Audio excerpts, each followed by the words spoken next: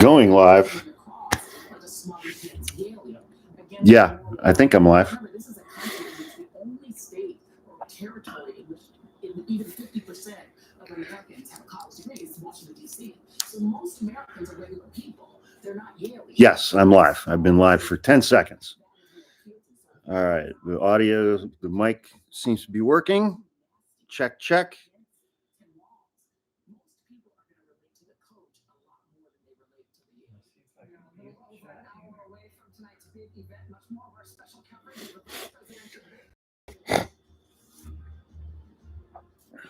Nobody, it doesn't like anybody's shown up yet. I can't tell. Oh, there's somebody. Canadian girl. Hi, Canadian girl. I think you're the first person in here.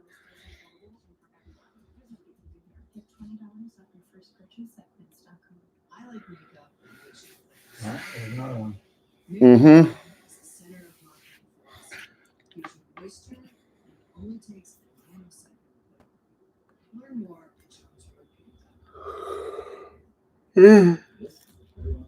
Oh, man. Oh.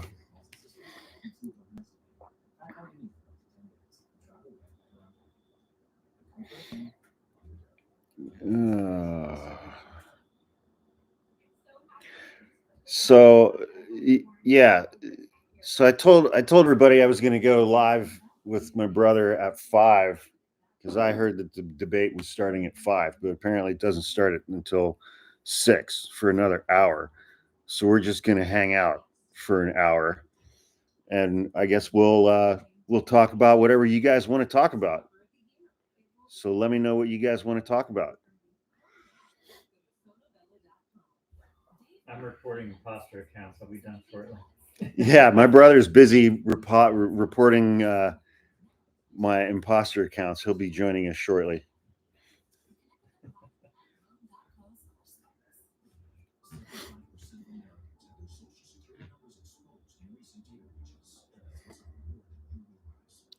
So I heard Donald Trump dropped out of his 60 Minutes interview because they wouldn't agree to not fact check him during the interview. I just, God, man.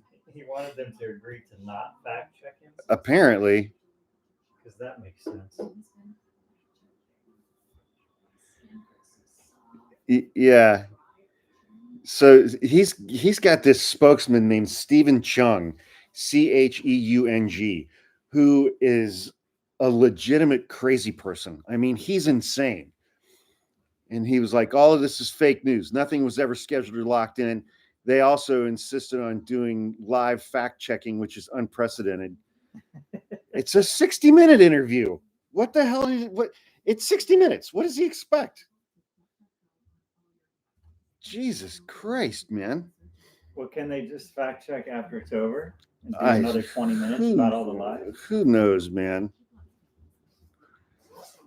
I mean, literally every single thing out of Donald Trump's mouth is a lie. Yeah, you need a whole every single thing for the lies. It's just ridiculous, man. I'm not going to try to learn this now. That print is too tiny. No, I don't recommend it. Yeah, I got some new gadgets, and I was going to try to learn them before the debate starts, but the print is way too small, and I can't read it, so I'm going to do that later. Hey, let me know if you guys need anything from the kitchen.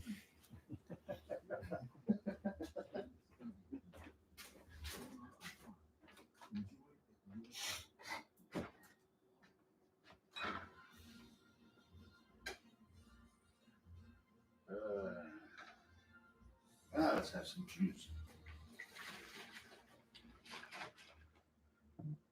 Somebody wants cookies and a Coke. I could use some cookies. I think I have some cookies.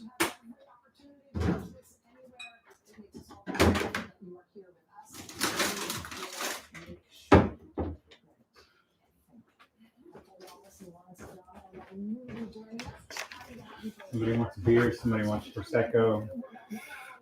Salami and cheese. They know you have that. That's right. We have Tate's. And I do have salami and cheese. No pizza. No, we didn't get a pizza this time. Well, because I skipped my walk this morning. No pizza for you.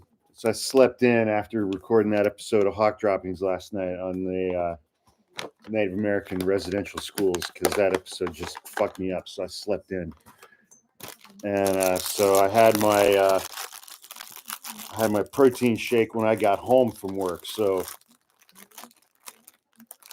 and because I make those with milk, it's like I can't have a Coke for like the next 3 hours, because I don't know if you've ever seen what happens when you mix milk and Coca-Cola, but it's not good. That gives you an upset tummy. It's a bad thing. Well, it turns into like a semi-solid, like a very, very, very thick Jello. Oh, really? Yeah. Well, Wiseacre wants me to get him some nachos.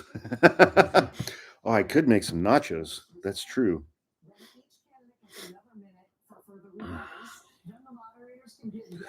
90 minutes long, 2 breaks, no audience, only moderators ask questions, 2-minute answers and responses, no props, no notes, no fact checking. One narcissist. Candidates are given a pen, a pad, a bottle of water, and a tampon. Campaign staff may not interact with the candidate. Why? What's the point of this? None. What's the point of any of this? Stupid. This whole thing is stupid, performative, and meaningless. Did I say that out loud? Sorry. You get to hang out with the people.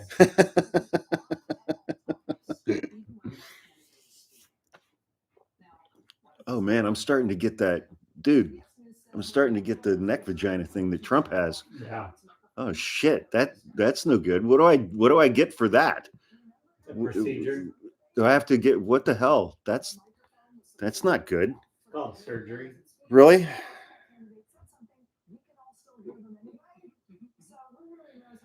What's the name of that procedure if I were to get that? Somebody in the comments let me know what that would be. It's neck vagina removal. Neck labiaplasty? It's turkey neck. Turkey neckotomy? We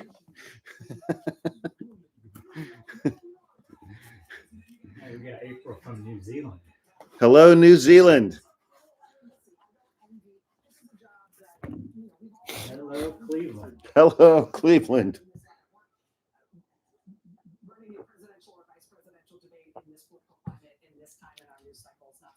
57 minutes.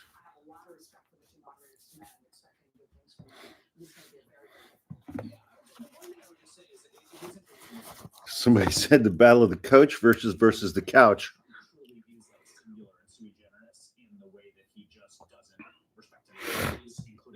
Is there something else? So, okay, so somebody has a good question. They're already a subscriber to the Patreon page. Is there something extra that they get by signing up for YouTube? So, first of all, yes. Well, hang on. If I get something wrong, you can correct it. You can subscribe to our YouTube page for free and get, like, we usually put up 2 or 3 like 10 to 12 minute YouTube videos that we don't put up on any other platform each week. But then all of the subscription stuff is available on the YouTube page as well. But you can subscribe to the Patreon page for free and get the audio version of our Hawk Droppings podcast, which we just put up a new episode of that this morning. And you can also subscribe to the YouTube page for free and see those YouTube videos that we put up and we don't put up anywhere else. So Michael Tamlioni coming in hot with a very astute observation. Kamala Harris is a demon. That comment was so important, he typed it twice. 3 times, actually. 3 times. Kamala Harris is a demon.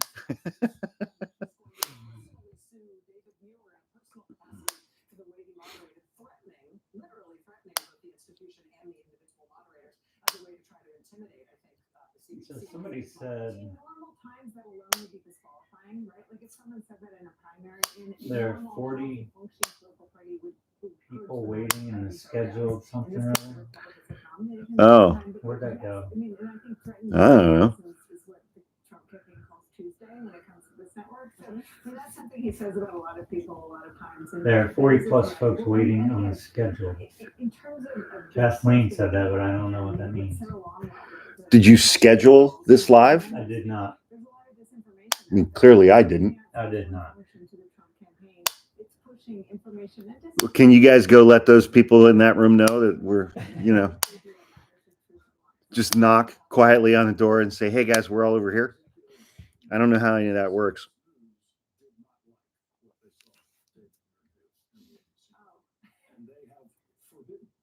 These moderators from doing that. No fact check. That's their decision. They have not announced the journalistic principle. Somebody said, do we have to pay to watch with you? No. No. Oh, what am I clicking? It's my Apple Somebody said, yes, it's on the Patreon. headphones. It's on the Patreon. What are you talking about? We're not doing anything on Patreon tonight. No, but you can't hold this up and quote Vance saying, I go back and forth between thinking Trump is a cynical asshole like Nixon or that he's America's Hitler. Oh, somebody's asking if the scheduled live is an imposter account on YouTube. That's an interesting question. where is the scheduled live? You said he's America's Hitler, and Vance will know this right now. There's so many fucking imposter accounts, man. It's ridiculous. And it's like, I just want to say to those people that I'm really not that interesting of a person. I'm just not. I mean, it's like if you're pretending to be me and putting forth all of that effort, pretending to be me, that just strikes me as somewhat misguided, and that your efforts might be better directed in other directions.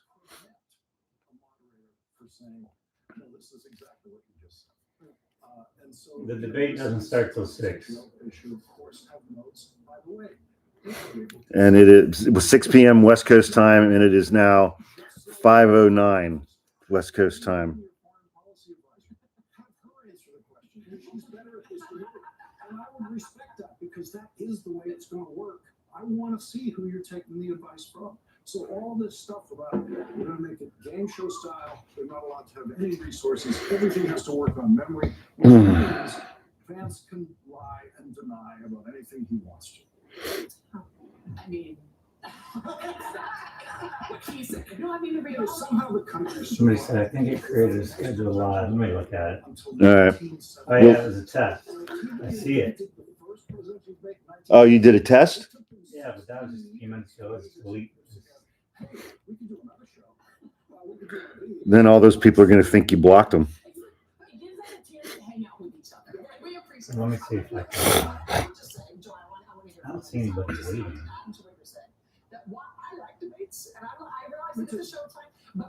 23 viewers waiting. I mean, that's kind of funny. Come on. I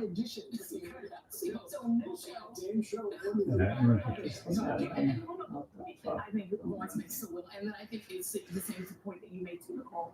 We are dealing in this debate as we were when Donald Trump debated with a known I'm deleting it. But the difference between J.D. Vance, You deleting that live? The test, yeah. All right, we'll see what happens. Successfully deleted. All right, let's see what we got here. City in his own state, that he subjected his own constituents to death threats on the TV.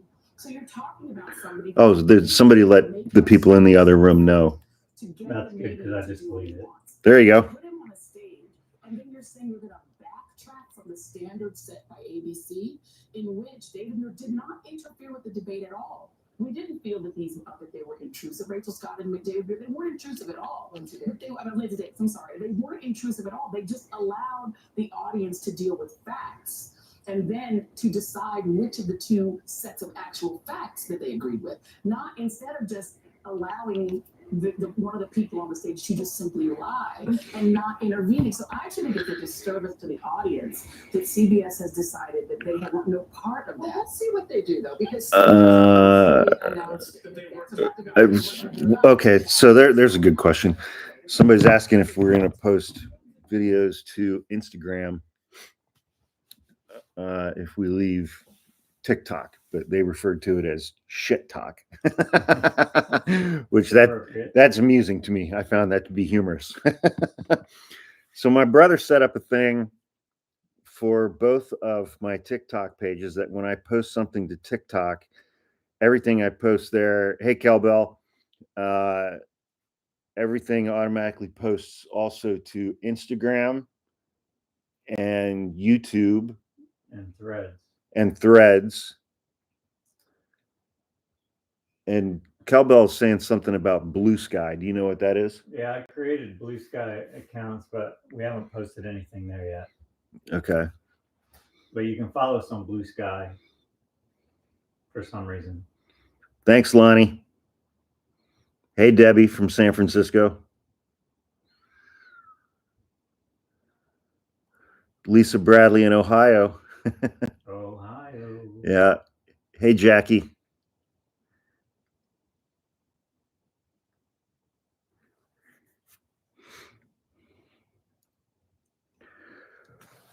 Oh, okay.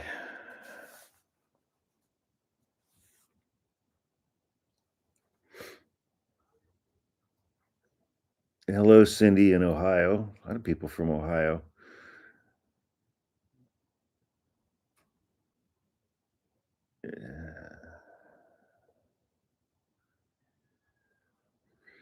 Norway. Awesome. Is Falcon in a cage on the other side of the room? Yes. Not right now, but sometimes.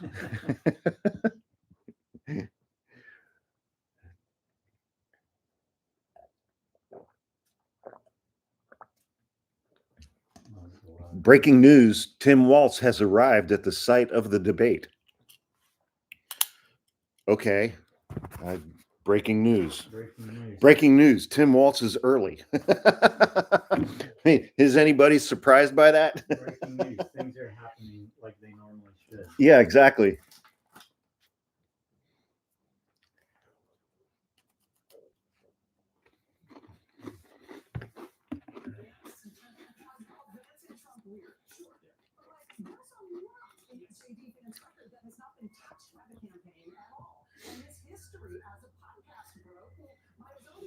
Is involved in a lot of weird right-wing subcultures. That's a phrase he uses about himself. Has been completely unfriended in the campaign thus far. I did a long segment last night about really strange things that JBS has done about ripping out America. I'm bored. I feel like I should order something from Amazon. No. Destroy the core functions of American civil society. Really radical stuff. And I heard from so many people afterwards saying, not only have I heard this from the news, I've heard this from my hair campaign. Nobody has made an issue of JBS's thing record and also his radicalism, which is all on tape and in your podcast. Well, and then that presents an interesting choice too. I think which is again an unresolved one, which is how much of this is about the top ticket and how much is it the guy standing across from you. There is tremendous unplugged depths to get into with JD Vance, but again, largely people's voting decisions to be driven by that top of the ticket. And I do think one of the things Don't you usually go live with pizza?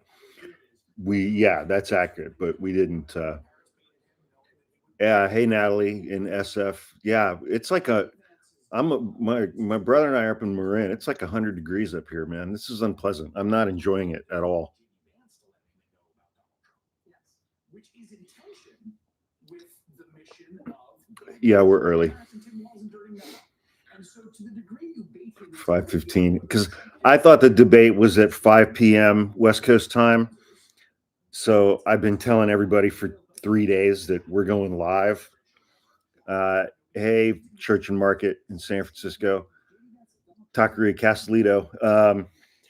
So I've been telling everybody for 3 days that we were going live at 5 p.m. West Coast time. And then I just found out that the debate's not till 6. So I was like, well, I told everybody we were going live at 5, so we might as well just do that and just hang out for an hour. Yeah, I don't like the heat. The heat makes me cranky.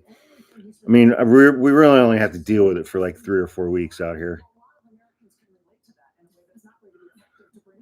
You know, like mid-September to mid-October, and then it chills out and starts raining.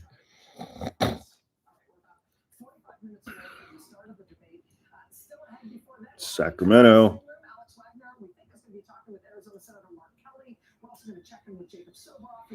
Where are the pups? The pups are with my ex this week.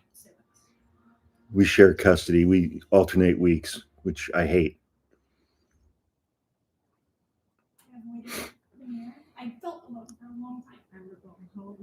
Thank you, Lindsay.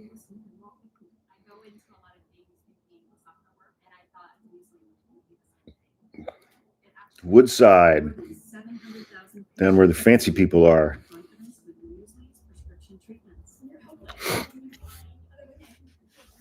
Yeah, my dogs do love it. Oh, I have another pet. I gotta turn off her humidifier. Hey, 1 minute.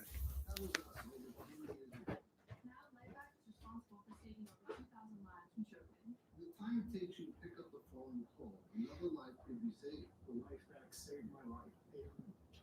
2 seconds. Protecting families has always been our mission. I'm sure you love your family like I love my baby. Do us all a favor and get your own life back now. Go to lifehack.net or call 877-4. Child cancer is hard, but since it was almost through. No, I'm here. I'm working. Huh? People say, "Where's Falcon?" I'm doing something. Falcon's here. He's working on something right now. He'll be joining shortly. He found some outside site that helps you report and delete impostor accounts on TikTok.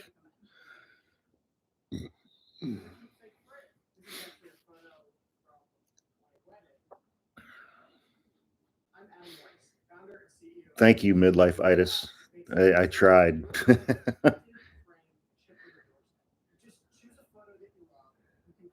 Well, that's true about Woodside and Marin County. Yeah. I'm sorry to hear that, Lori. Boy, I hope they get some services restored soon.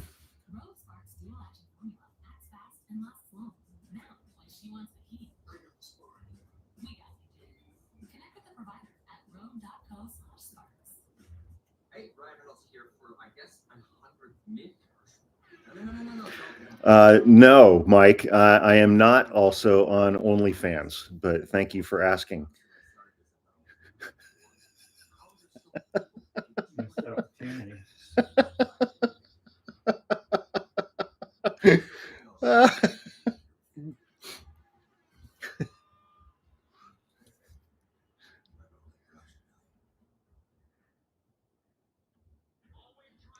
We all need a Falcon cowbell.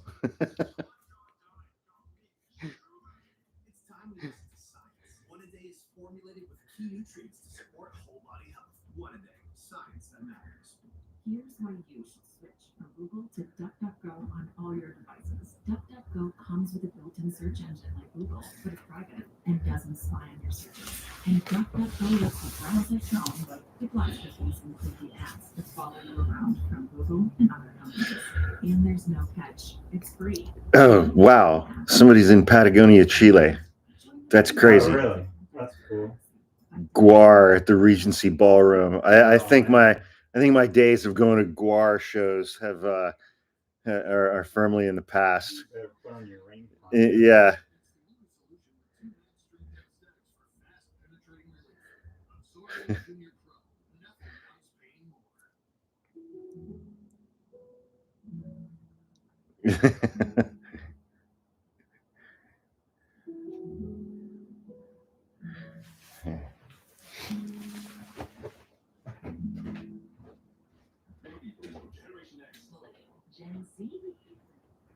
Many people went from protest to revolution. I could be dead in a ditch somewhere in my parents' could not get on the internet and the phone at the same time. What you're gonna have from Gen Z or a bunch of activists.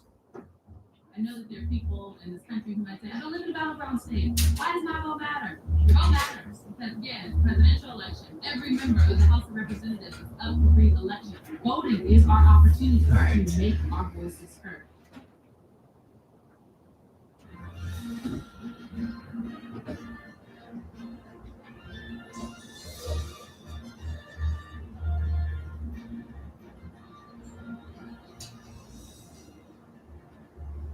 You can cut tax rates by 20% and still preserve these important preferences for middle-class taxpayers. Not mathematically possible. It is mathematically possible. It's been done before. It's precisely what we're proposing. It has never been done before. It's been done a couple of times. It has never. Jack Kennedy lowered tax rates, increased growth. Oh, now you're Jack Kennedy. Ronald Reagan.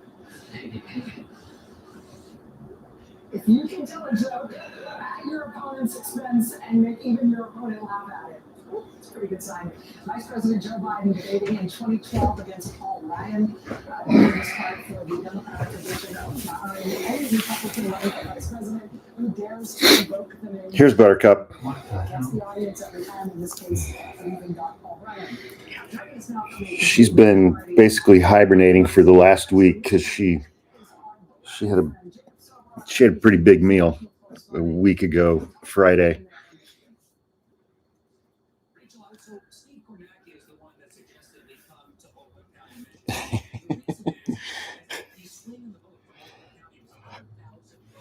All right, come here.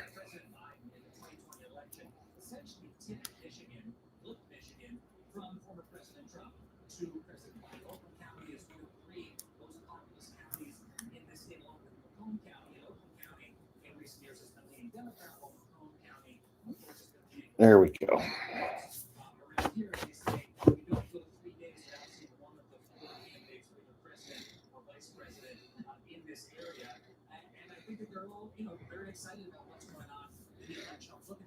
Yes, I know. I see you. Yes, I do. Yes, I do.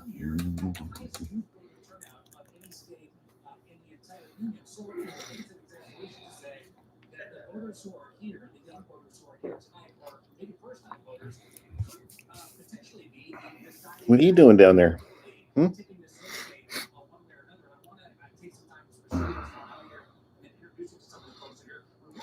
She sheds every couple months.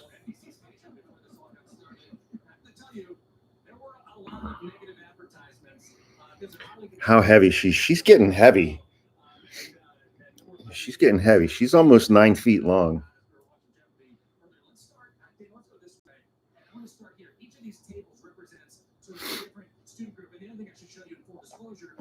She's a Brazilian rainbow boa constrictor.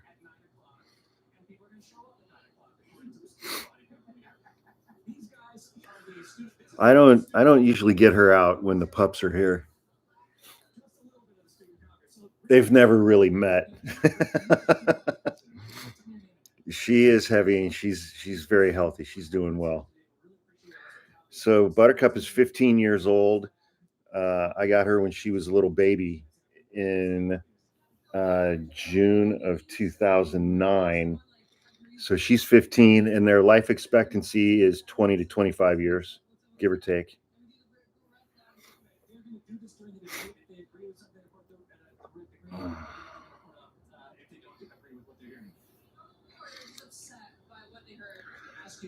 Oh, Falcon's fine with Buttercup.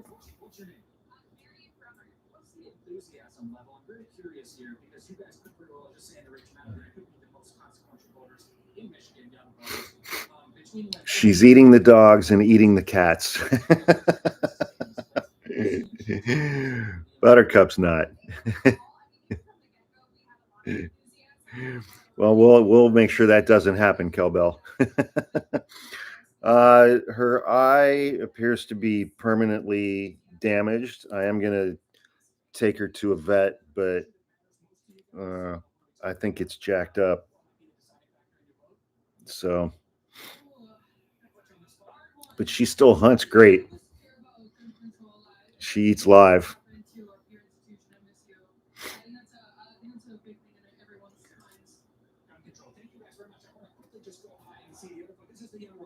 Oh, the sun is shifting, and now it's going to come in these windows. I'm going to kill those shades here in a bit, maybe. Yeah, that's right. You can drop them if you want. It might be helpful to open this. Yeah.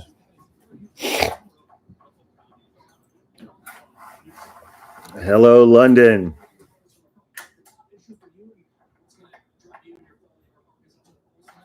Moore Park, Ventura County. I don't know where Moore Park is.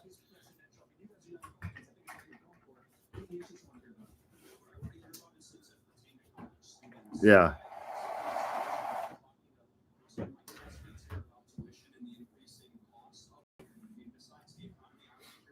TikTok is Sweden, Mississippi, Canada. TikTok is shutting down people's lives. Of course they are.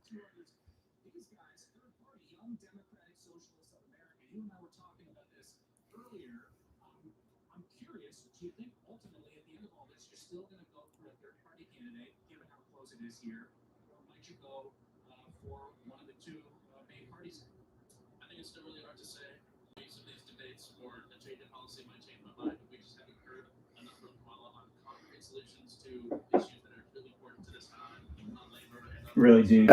You haven't heard enough. It's amazing to hear people talk as though this election.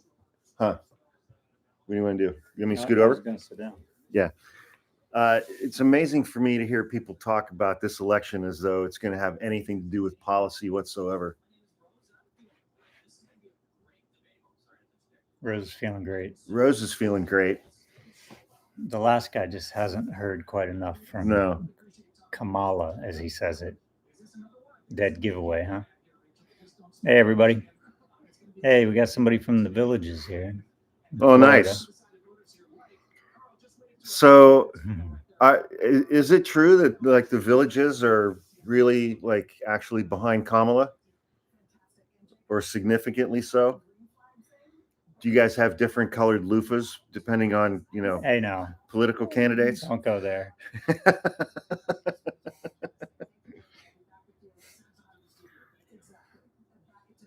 Center, Kentucky.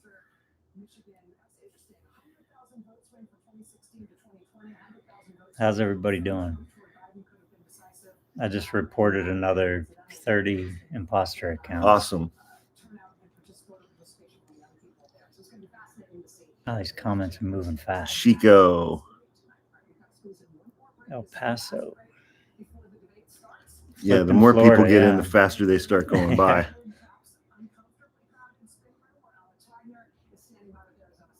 Yeah, Sydney. Awesome. Hi, Lucy. Love Sydney. I lived in Australia for a while, Melbourne and Sydney. Toronto. Get 2 unlimited lines for $30 each. That's just $60 a month. So switch to the carrier rate. Niagara Falls. Yeah. That's cool. Visit consumercellular.com today. Exotic Alameda. Love Malibu. Michigan. Hey, Chris with a K, Minnesota.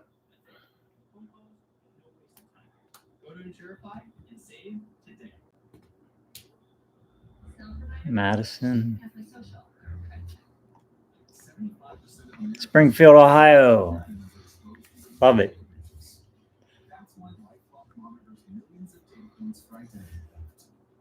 How did we make out the folks selling our merch as their own? It's just impossible to deal with. Yeah.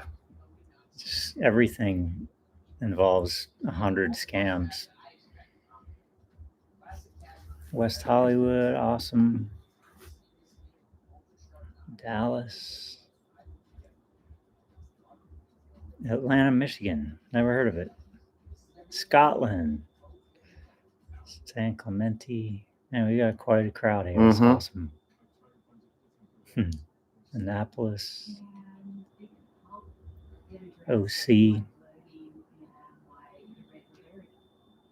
You got the Kamala bag. That's cool. Those are nice bags, actually. I was happy with those.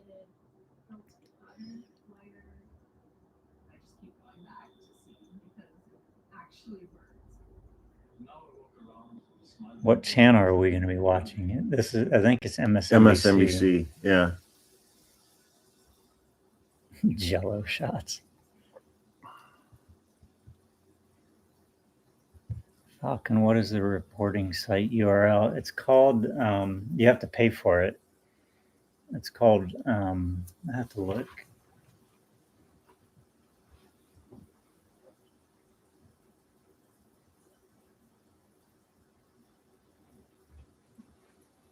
Yes, I did get Buttercup as a baby. When I got her, she was about that big, but a little bit longer.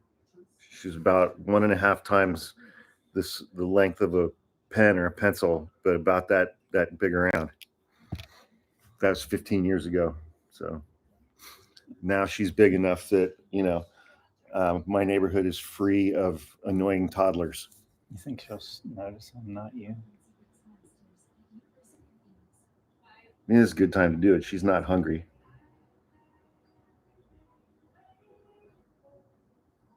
The site that I use for the imposter accounts is called Rulta, RULTA.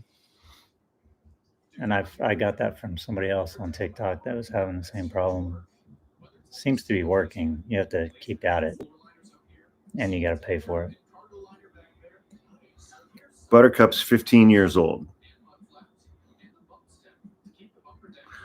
I did get the snake in Berkeley at Really? East Bay Vivarium.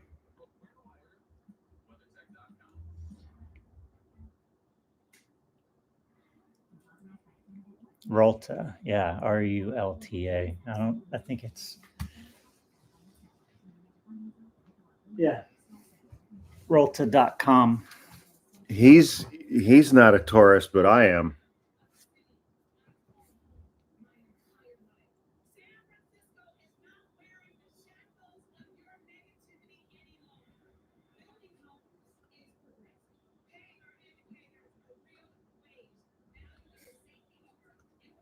Would either of you be willing to marry me?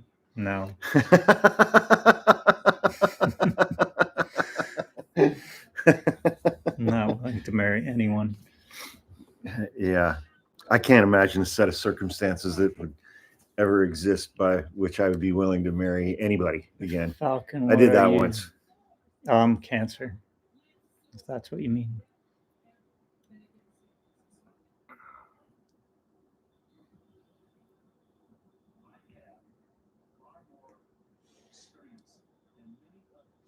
Your friend loved Lotus Kamala long sleeve shirt. That's awesome. Thank you.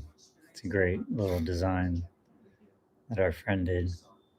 I hate it when I hear somebody say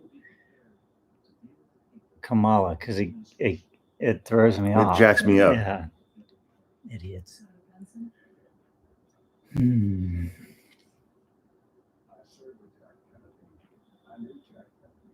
Daytona Beach. I bet that's pretty red.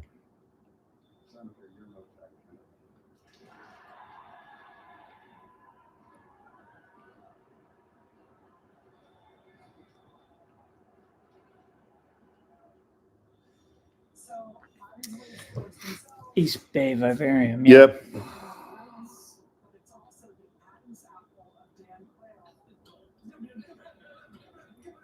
Hawk, you need to put on some of your merch, somebody said. Oh, okay. All right. Well, I'm gonna everybody say goodnight to Buttercup. Good night, Buttercup. Come here, baby. How do you get her off there? Slowly. Just have to kind of uncoil her a little bit. Oh, she's got a kink. Yeah. She kinks up like a garden hose. Oh, cool, man. All right.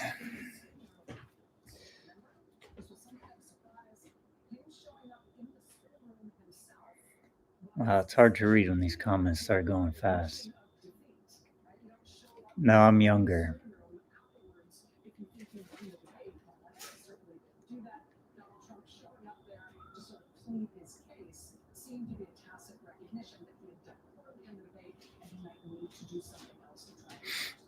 Walnut Creek. All right. Angel's good. Angel's always good. Visit with Dad was good too. We played a lot of euchre. You guys ever read any of the comments below the video? Sometimes, but it's a lot. You know, it's hard to keep up with everything. But we'll probably be doing more of that. Michigan, welcome. Chicago, Little Rock. Yeah, euchre is a Midwest thing, right?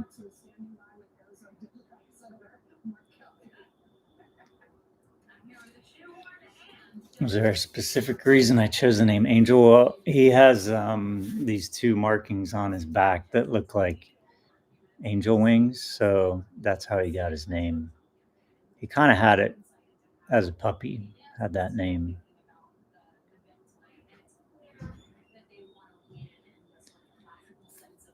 Black racerback t-shirt with Kamala. I mean, it's going into winter. You think people will buy that now? I probably should, though, because it's popular. So you're right, Melissa. It's probably a good idea. Oh, you can hold on the scroll bar. I thought there was a way to make the chat slower.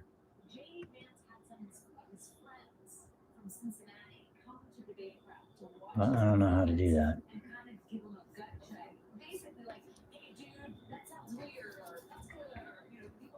Oh, you played euchre in Australia, huh? Wow. That's pretty cool.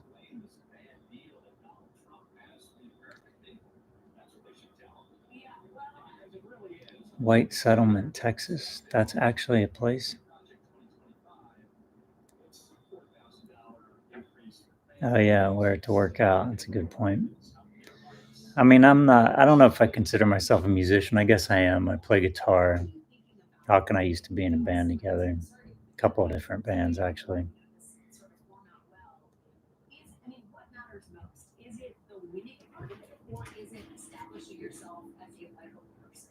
To my Michigan people, there's a rally Friday if you haven't heard of it. Everybody in Michigan, there's a rally Friday. Where's the rally?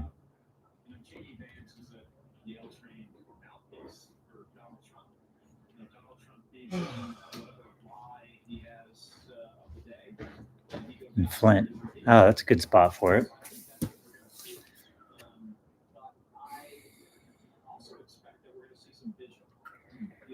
Marina Del Rey. Sweatshirts are awesome. Good. Love hearing that. Those sweatshirts are kind of like, they're so comfortable. It's like, you could just wear it every day if it's cool enough.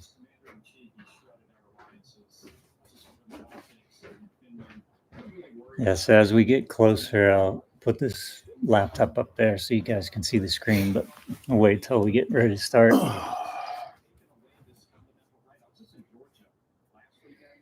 Southern Oregon. Yeah, I saw the Trump marionette in Vegas. That was pretty funny. Yeah, there's lots of hoodies on the merch store. The hoodies are amazing. There's a version of the hoodie that doesn't have a string too. I think that's more medium weight, maybe. I don't know. Yeah. It'll say in the description.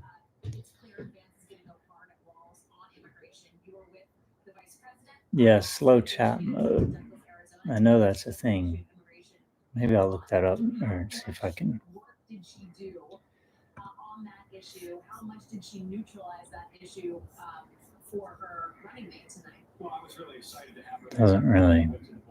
With her, she got a chance to meet with the sheriff, the mayors, the head of border patrol in that district, in that region. Yeah. The head of CBP. I'm not seeing it. It was a great trip. She clearly understands this issue. She's a prosecutor and attorney general and a senator from a border state. I just got a community guideline violation. There was a Trump supporter in my comments, and I replied to one of his comments by saying, "Is it enjoyable having an IQ that's lower than room temperature?" And I just got a community guideline violation for that. So we're appealing that. How many years apart? 14 months. Yeah, the next month is going to be very long for sure. Yes. Schenectady. I always thought that was a funny name, Schenectady. Sounds like skibbity.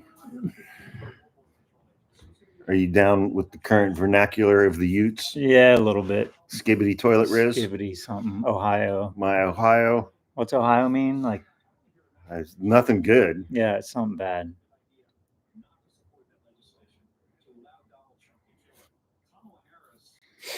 What was I just going to do?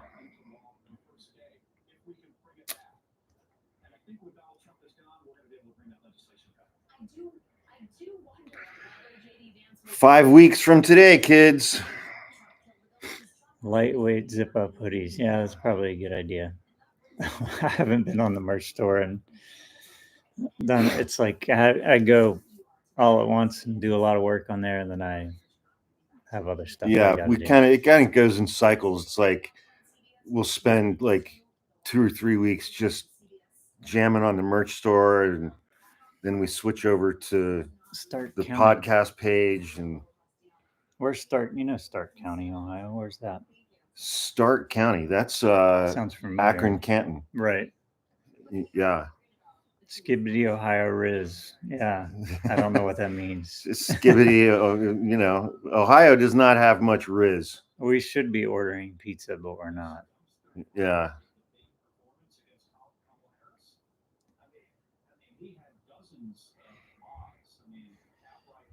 In the middle round on both ends.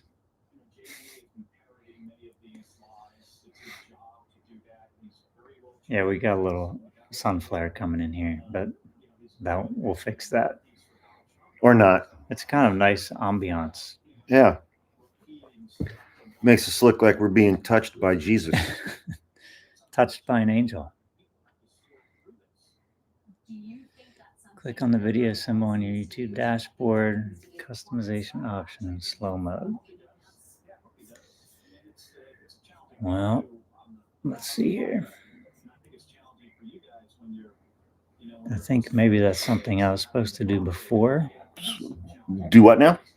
There's something called slow mode for the chat, but I think you have to do it before you start because I don't have a video symbol. Let me see, unless that's it. There's going to be approximately 7,000 people in a 22 square foot space. Yeah, I don't want to click that. JD Vance is going to be in the spin room. First of all, I'll try it from the other computer. they're already telegraphing, already announcing that so use it as an indication of confidence and not potential.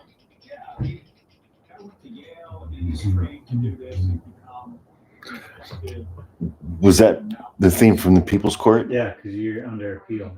As soon as you said I'm appealing it, that's the first thing I thought of. The People's Court. When you said I have an appeal, that was the first thing I thought of. That's funny. I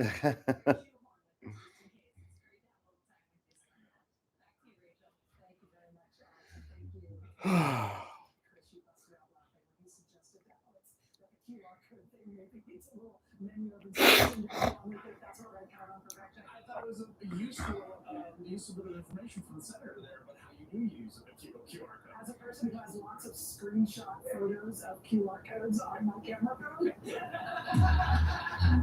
because even that part came too low, I gotta tell you, I took it useful. I took it Now, like Alex saying, thank you, Senator. Exactly. We are hearing a lot that I think sort of. All right, 15 minutes. 15 minutes. I mean, look, just to, give you guys a heads up, I think the debate is probably going to be about as exciting as the last 45 minutes of this live, which is to say not very. Just saying.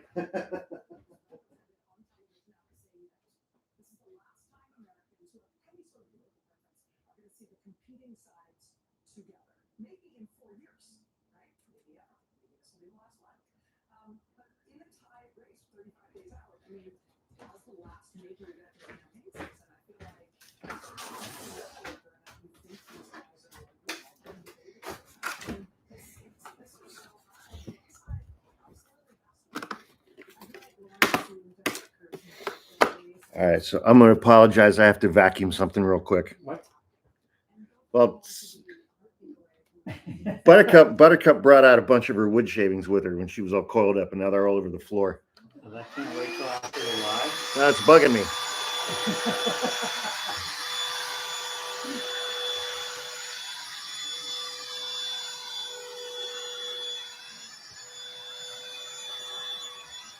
Yeah.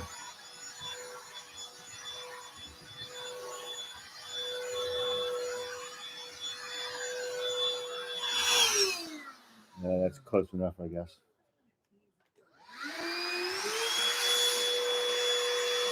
That's not really good.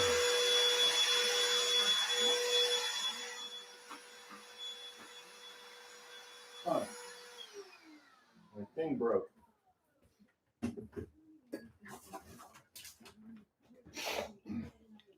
Vacuuming with Falcon. Yeah, I mean, so is this like the most exciting live you guys have been on in quite some time? Yep.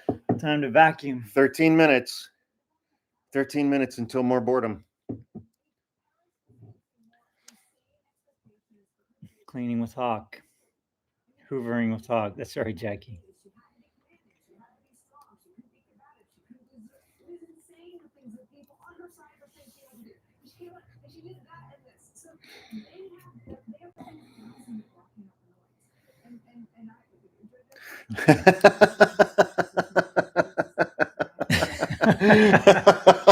That's wiseacre. Yeah.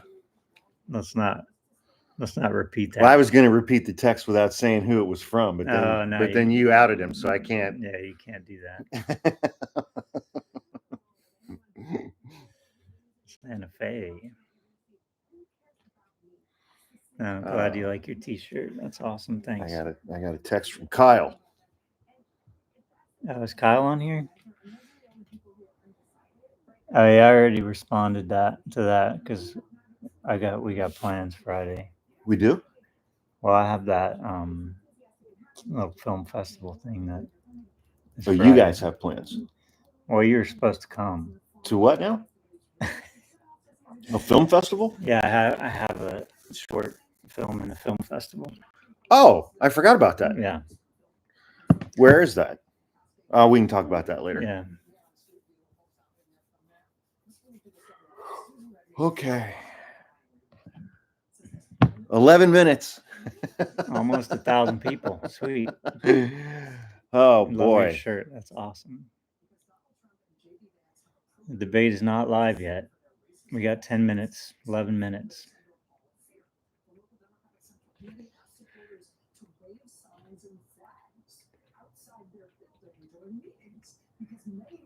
Rhode Island.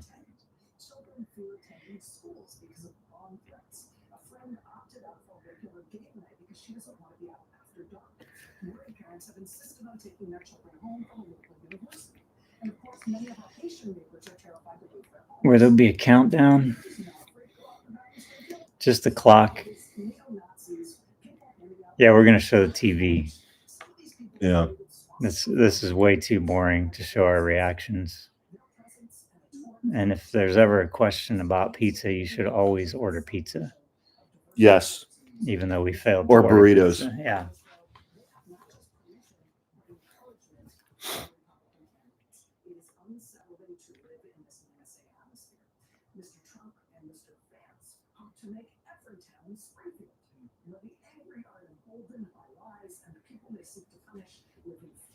Someone who's lived through this transformation, trust me, you don't want to live in Trump's America.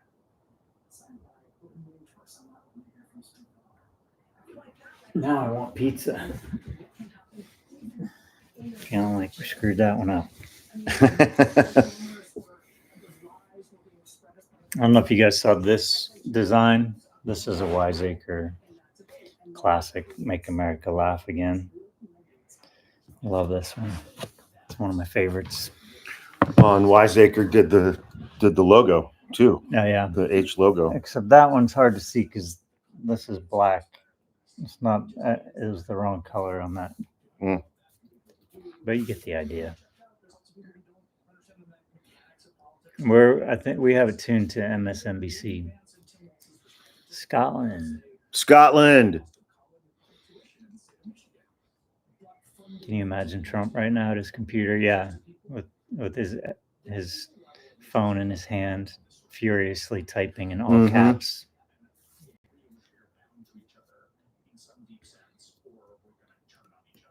Northern Ireland, awesome.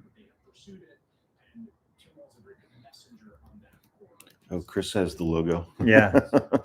Yeah, she can put it in there because she's a member. Sydney, New Philly. Wait, members get Philly. special emojis? They do.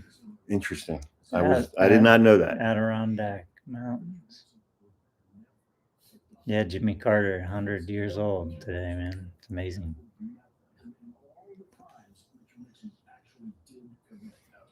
Chili cheese dogs. Like Skyline chili cheese dogs?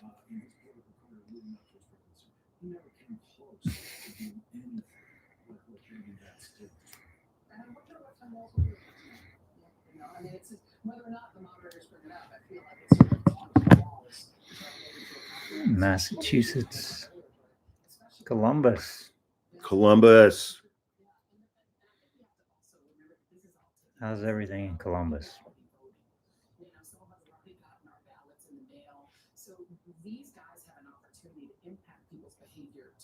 There's a Cletus emoji.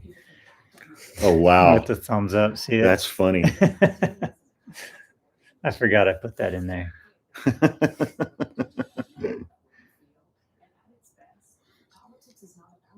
Born in Columbus. Where do you live now? Holy chat mania. Oh my God. It's like 100 messages just went by. There's the Cletus emoji. That is hilarious. Christine put it up.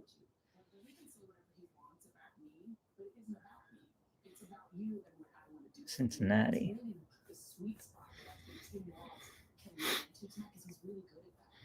Yeah, we know somebody in Cincinnati.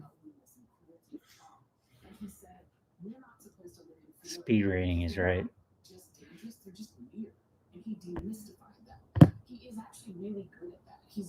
If you're a Patreon member, you're automatically a member on YouTube. So Patreon, basically on YouTube, for the people that like YouTube more than Patreon or didn't want to have another app, YouTube calls it channel members. So I just mirrored the tiers of Patreon on YouTube's channel membership. So they're the exact same thing. But if you prefer to be on YouTube and watch and subscribe to the podcasts, you can do it through their channel memberships. But it's kind of confusing because YouTube has the subscribe thing, but that doesn't really cost any money. That's just you saying, I want to see the content that is on this channel.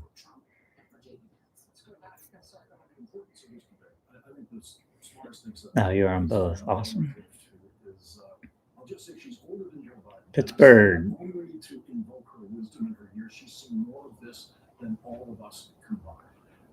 Yeah, YouTube easier. Yeah, some people like YouTube better. It makes sense. It's a much bigger platform than Patreon. Canton, Ohio.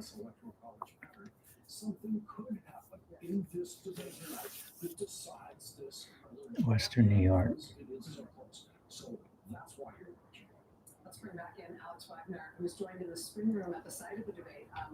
In Patreon, what do I search to find the account? Just go to hawkpodcasts.com and that'll take you to the Patreon page. Thought I just saw Gretchen in here. Is Gretchen in there? I don't know. I thought I saw it, but it was so fast. Well, if she's in here, hi, Gretchen. Hi, Gretchen. There she is. There she is. Columbus, baby.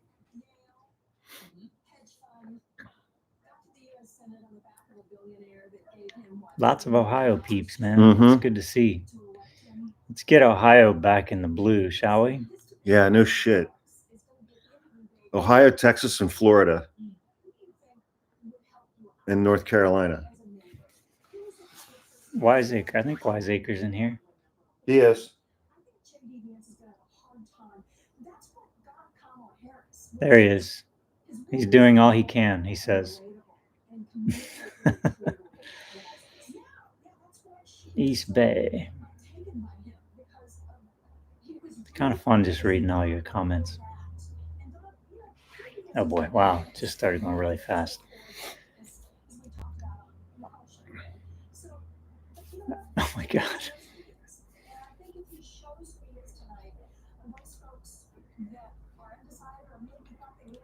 4 minutes. 4 minutes. Miami. No, the debate's not over. It hasn't even started yet. We were an hour off. Where's the debate happening? Where's it being held? Does anybody in the comments know where? Where's the debate being held? On TV. Well, Is it Pennsylvania? no, that's where the presidential debate was. Oh, right. Oh, boy. A lot of people are saying New York. Yeah, it must be New York. Oh, boy. Wow. Look at that. Jesus Christ on a pogo stick, man. New York it is.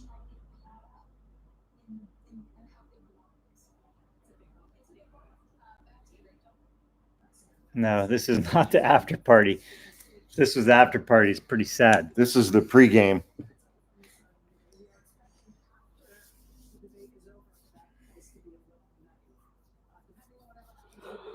Nutty.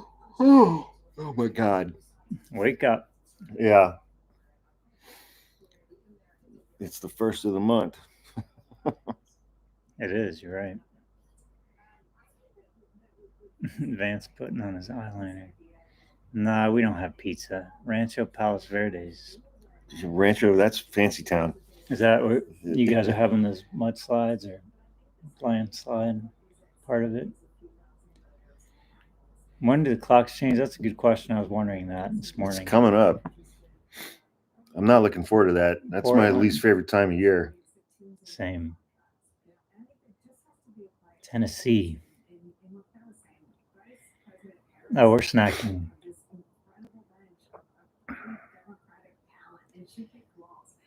Yeah, the sun's up and there's yawning. It's true, Gretchen. Old timers. So we changed the clocks. Somebody said perfect. after Halloween. It's Sunday, November 3rd, Oh, 2 days great. before Election Day. As if that's not going to be a depressing enough time. We Right. got to change Yeah, the clocks. exactly, man. Hey, Leslie.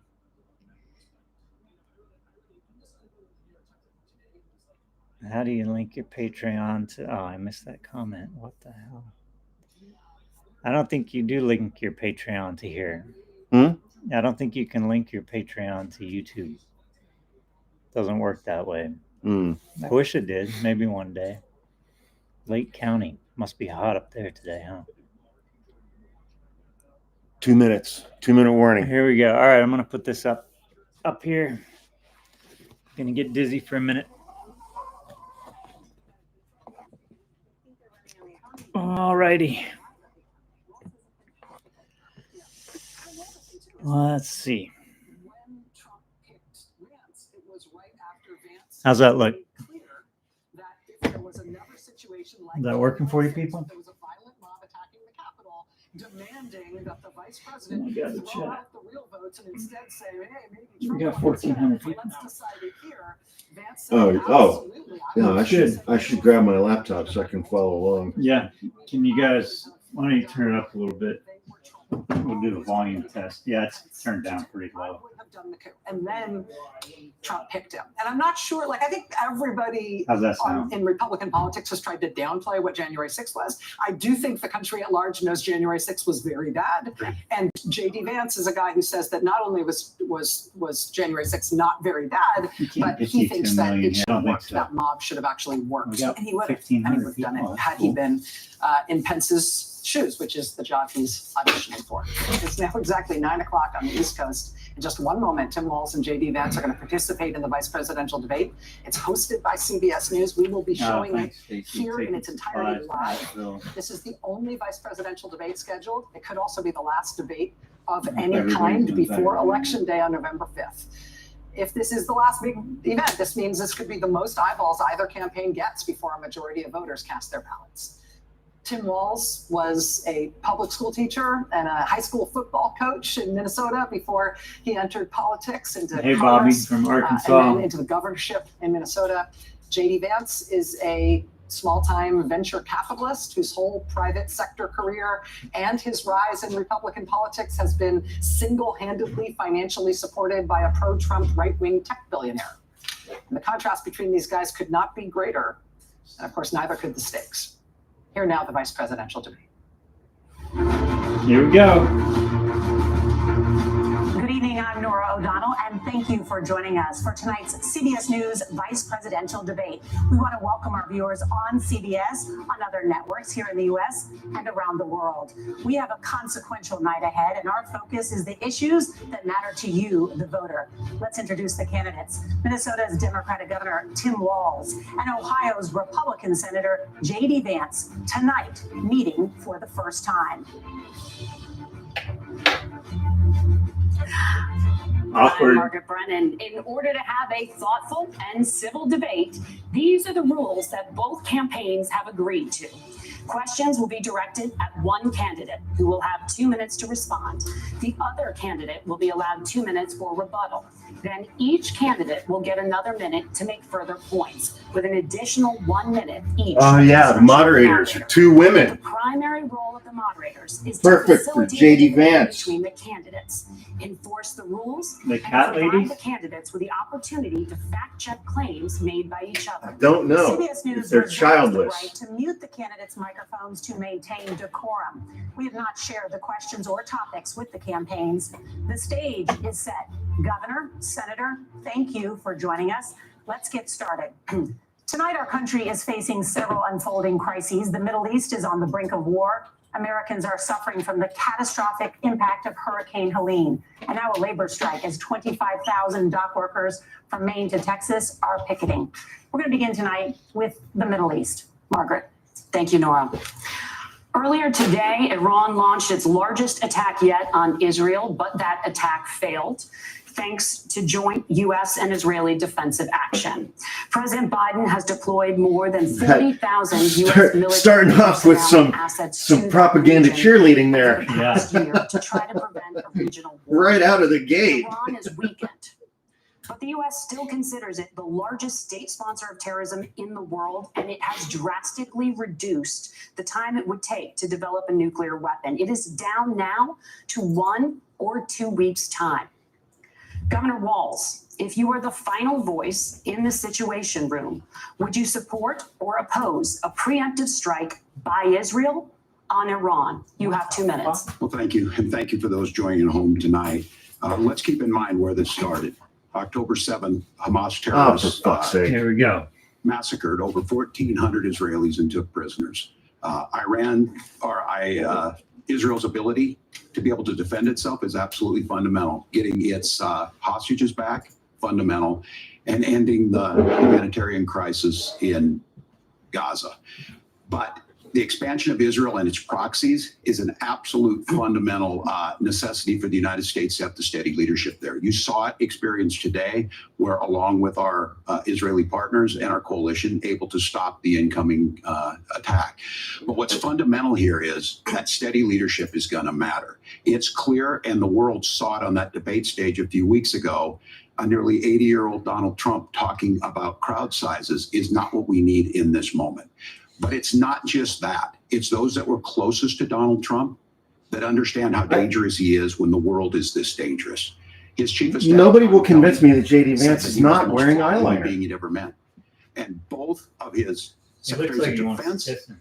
and That's true. national security advisors said he should be nowhere. J.D. near Vance the is White having House. impure Now, the person thoughts. closest to them, Donald Trump, said he's unfit for the highest office. That was Senator Vance. What we've seen out of Vice President Harris is we've seen steady leadership. We've seen a calmness that is able to draw on the coalitions to bring them together. Understanding that our allies matter. When our allies see Donald Trump turn towards Vladimir Putin, turn towards North Korea, when we start to see that type of fickleness around holding the coalitions together, we will stay committed. And as the vice president said today we will protect our forces and our allied forces, and there will be consequences. Governor, your time is up. Senator Vance, the same question. Would you support Here or we go. oppose a preemptive strike by Israel on Iran? You have 2 minutes. So, Margaret, I want to answer the question. First of all, thanks, Governor. Thanks to CBS for hosting the debate. And thanks, most importantly, to the American people who are watching this evening and caring enough about this country to pay attention to this vice presidential debate. I want to answer the question, but I want to actually give an introduction to myself a little bit because I recognize a lot of Americans don't know who either one of us are. I was raised in a working class family. My mother required food assistance for periods of her life. You're going to hear both of them talk about their working class roots. Me, Dude, do you think we don't know who you are? My own mother struggled with addiction for a big chunk of my early life. I went to college on the GI Bill after I enlisted in the Marine Corps and served in Iraq. And so I stand here asking to be your vice president with extraordinary gratitude for this country, for the American dream that made it possible for me to live my dreams. And most importantly, I know that a lot of you are worried about the chaos in the world and the feeling that the American dream is unattainable. I want to try to convince you tonight over the next 90 minutes that if we get better leadership in the White House, if we get Donald Trump back in the White House, the American dream is going to be attainable once again. Now, to answer this particular question, we have to remember that as much as Governor Walz just accused Donald Trump of being an agent of chaos, Donald Trump actually delivered stability in the world, and he did it by establishing effective deterrence. No, he didn't. People were afraid of stepping out of line. Iran, which launched this attack, has received over $100 billion in unfrozen assets thanks to the Kamala Harris administration. There is no such thing as the Kamala Harris administration. Launching against our allies, and God forbid, potentially launching against the United States as well. Donald Trump recognized that for people to fear the United States, you needed peace through strength. They needed to recognize that Yes, if you got out of line, because who projects the strength global leadership more than a would put stability 350-pound in the world. dude who And you cheats asked at about golf preemptive and strike, has Margaret. absolutely Everyone no answered the muscle mass question. Look, whatsoever. It is up to Israel what they think they need to do to keep their country safe, and we should support our allies wherever they are when they're fighting the bad guys. I think that's the right approach to take with the Israel question. Thank you, Senator. Governor Walz, do you care to respond to any of the allegations? Well, look, Donald Trump was in office. We'll sometimes hear a revisionist history, but when He Donald freed Trump was in 5,000 office, members of the Donald Taliban Trump, and invited them to who Camp we David. had a coalition of nations that had boxed Iran's nuclear program in the Oh, inability God to damn it. advance it. Donald Trump pulled that Nuclear. program. He said and put nuclear. nothing Yeah, else but in its that's place. approachable. So Iran is closer to a nuclear weapon than they were before because of Donald Trump's It's just- fiscal That's what leadership. half the people And when in that Iran group- shot down an American aircraft in international I can't stand it when airspace, people say nuclear. Donald Trump I can't either. It's like saying That's the standard irregardless. diplomacy of Donald Trump. Well, irregardless When whether you like it or Iranian not. missiles did fall near U.S. troops and they received traumatic brain injuries, Donald Trump wrote it off as headaches. Look, our allies understand that Donald Trump is fickle. He will go to whoever has the most flattery or where it makes sense to him. He's fickle. Steady leadership like you I witnessed think today. that's the first like time you I've heard the witnessed word in fickle in a April. debate. Iranian That's all attacks he needs were to do is repelled. just keep Our ripping on coalition Bobby. is strong, and we Yeah. need the steady leadership that Kamala Harris is providing. Senator Vance, the U.S. did have a diplomatic deal with Iran to temporarily pause parts of its nuclear program, and President Trump did exit that deal. He recently said, just 5 days ago, the U.S. must now make a diplomatic deal with Iran because the consequences are impossible. Did he make a mistake? You have 1 minute. Well, first of all, Margaret, diplomacy is not a dirty word, but I think that's something that Governor Walz just said is quite extraordinary. You yourself just said Iran is as close to a nuclear weapon today as they have ever been. And Governor Walz, you blame Donald Trump. Who has been the vice president for the last 3.5 years? And the answer is your running mate, not mine. Donald Trump consistently made the world more secure. Now, we talk about what the sequence of events that led us to where we are right now, and you can't ignore October the 7th, which I appreciate Governor Walz bringing up. But when did Iran and Hamas and their proxies attack Israel? It was during the administration of Kamala Harris. So No Governor such Walz thing. can criticize What Donald the Trump's fuck? tweets. What is this The Kamala Harris diplomacy administration he and keeps peace bringing through up? strength. It's Propaganda. how you bring stability back to a very broken world. Donald Trump has already done it once before. Ask yourself at home, when was the last time, I'm 40 years old, when was the last time that an American president didn't have a major conflict break out? The only answer is during the 4 years that Donald Trump was president. Gentlemen, we have a lot to get to. Nora? Margaret, thank you. Let's turn now to Hurricane Helene. The storm could become one of the deadliest on record. More than 160 people are dead and hundreds more are missing. Scientists say climate change makes these hurricanes larger, stronger, and more deadly because of the historic rainfall. Hang on, I thought Senator hurricanes were Vance, caused by the CBS News gays. polling 7 in 10 Americans and more than 60% of Republicans under the age of 45 favor the U.S. taking steps to try and reduce climate change. Senator, what responsibility would the Trump administration I'm have genuinely to try curious and to hear his reduce answer to this. the impact of climate change? I'll give you 2 minutes. Sure. So first of all, let's start with the hurricane, because it's an unbelievable, unspeakable human tragedy. I just saw today actually a photograph of 2 grandparents on a roof with a 6-year-old child, and it was the last photograph ever taken of them because the roof collapsed and those innocent people lost their lives. And I'm sure Governor Walz joins me in saying our hearts go out to those innocent people, our prayers go out to them, and we want as robust and aggressive as a federal response as we can get to save as many lives as possible, and then of course afterwards to help the people in those communities rebuild. I mean, these are communities that I love. I Some keep of them waiting I for know him to say personally but. in Appalachia, all across the Southeast. They need their government to do their job, and I commit that when Donald Trump is president again, the government will put the citizens of this country first when they suffer from a disaster. And Nora, you asked about climate change. I think this is a very important issue. Look, a lot of people are justifiably worried about all these crazy weather patterns. I think it's important for us, first of all, to say Donald Trump and I support clean air, clean water. We want the environment to be cleaner and safer. But one of the things that I've noticed some of our Democratic friends talking a lot about is a concern about carbon emissions, this idea that carbon emissions drives all of the climate change. But let's just say that's true, just for the sake of argument, so we're not arguing about weird science. Here comes Let's just say that's true. He has a private jet. If you believe that, what would you want to do? The answer is that you'd want to reshore as much American manufacturing as possible, and you'd want to produce as much energy as possible in the United States of America, because we're the cleanest economy in the entire world. What have Kamala Harris's policies actually led to? More energy production in China, more manufacturing overseas, more doing business in some of the dirtiest parts of the entire world. And when I say that, I mean the amount of carbon emissions they're doing per unit of economic output. So if we actually care about getting cleaner air and cleaner water, I'm doing an output. I'm doing emissions in American workers and the American. I'm doing an economic output. Kamala Harris has done exactly the Meanwhile, opposite. Trump wants to get rid of the National Weather Service. But we got close to an agreement because all those things are happening. Look, first of all, it is a horrific tragedy with this hurricane, and my heart goes out to the folks that are down there in contact with the governors. I serve as co-chair of the Council of Governors as we work together on these emergency managements. Governors know no partisanship. They work together to solve the governors and the emergency responders on the ground. Those happen on the front end. The federal government comes in, makes sure they're there to that we recover. Yes, we all remember the hurricanes that have hit Minnesota. Coming back to the climate change issue, there's no doubt this thing That's next year. faster and stronger than anything we've seen. Those are coming. Senator Vance had said that there's a climate problem. Yes. Donald Trump called it a hoax, and then joked that these things Hurricane, were beachfront property to be able to invest in. What we've seen out of the Harris administration now, the Biden-Harris administration, is we've seen this investment. We've seen massive investments, the biggest in global history that we've seen in the Inflation Reduction Act, has created jobs all across the country. 2,000 in Jeffersonville, Ohio, taking the EV. Turning it up a little. Let me know if that's enough. Making it here. 200,000 jobs across the country. The largest solar manufacturing plant in North America sits in Minnesota. But my farmers know climate change is real. They've seen 500-year droughts, 500-year floods back to back. But what they're doing is adapting, and this has allowed them to tell me, look, I harvest corn, I harvest soybean, and I harvest wind.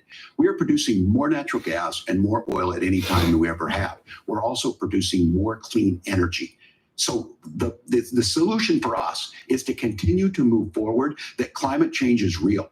Reducing our impact is absolutely critical, but this is not a false choice. You can do that at the same time you're creating the jobs that we're seeing all across the country. That's exactly what this administration has done. We are seeing us becoming an energy superpower for the future, not just the current. And that's what absolutely makes sense. And then we start thinking about how do we mitigate these disasters. Thank you. Senator, I want to give you an opportunity to respond there. The governor mentioned that President Trump has called climate change a hoax. Do you agree?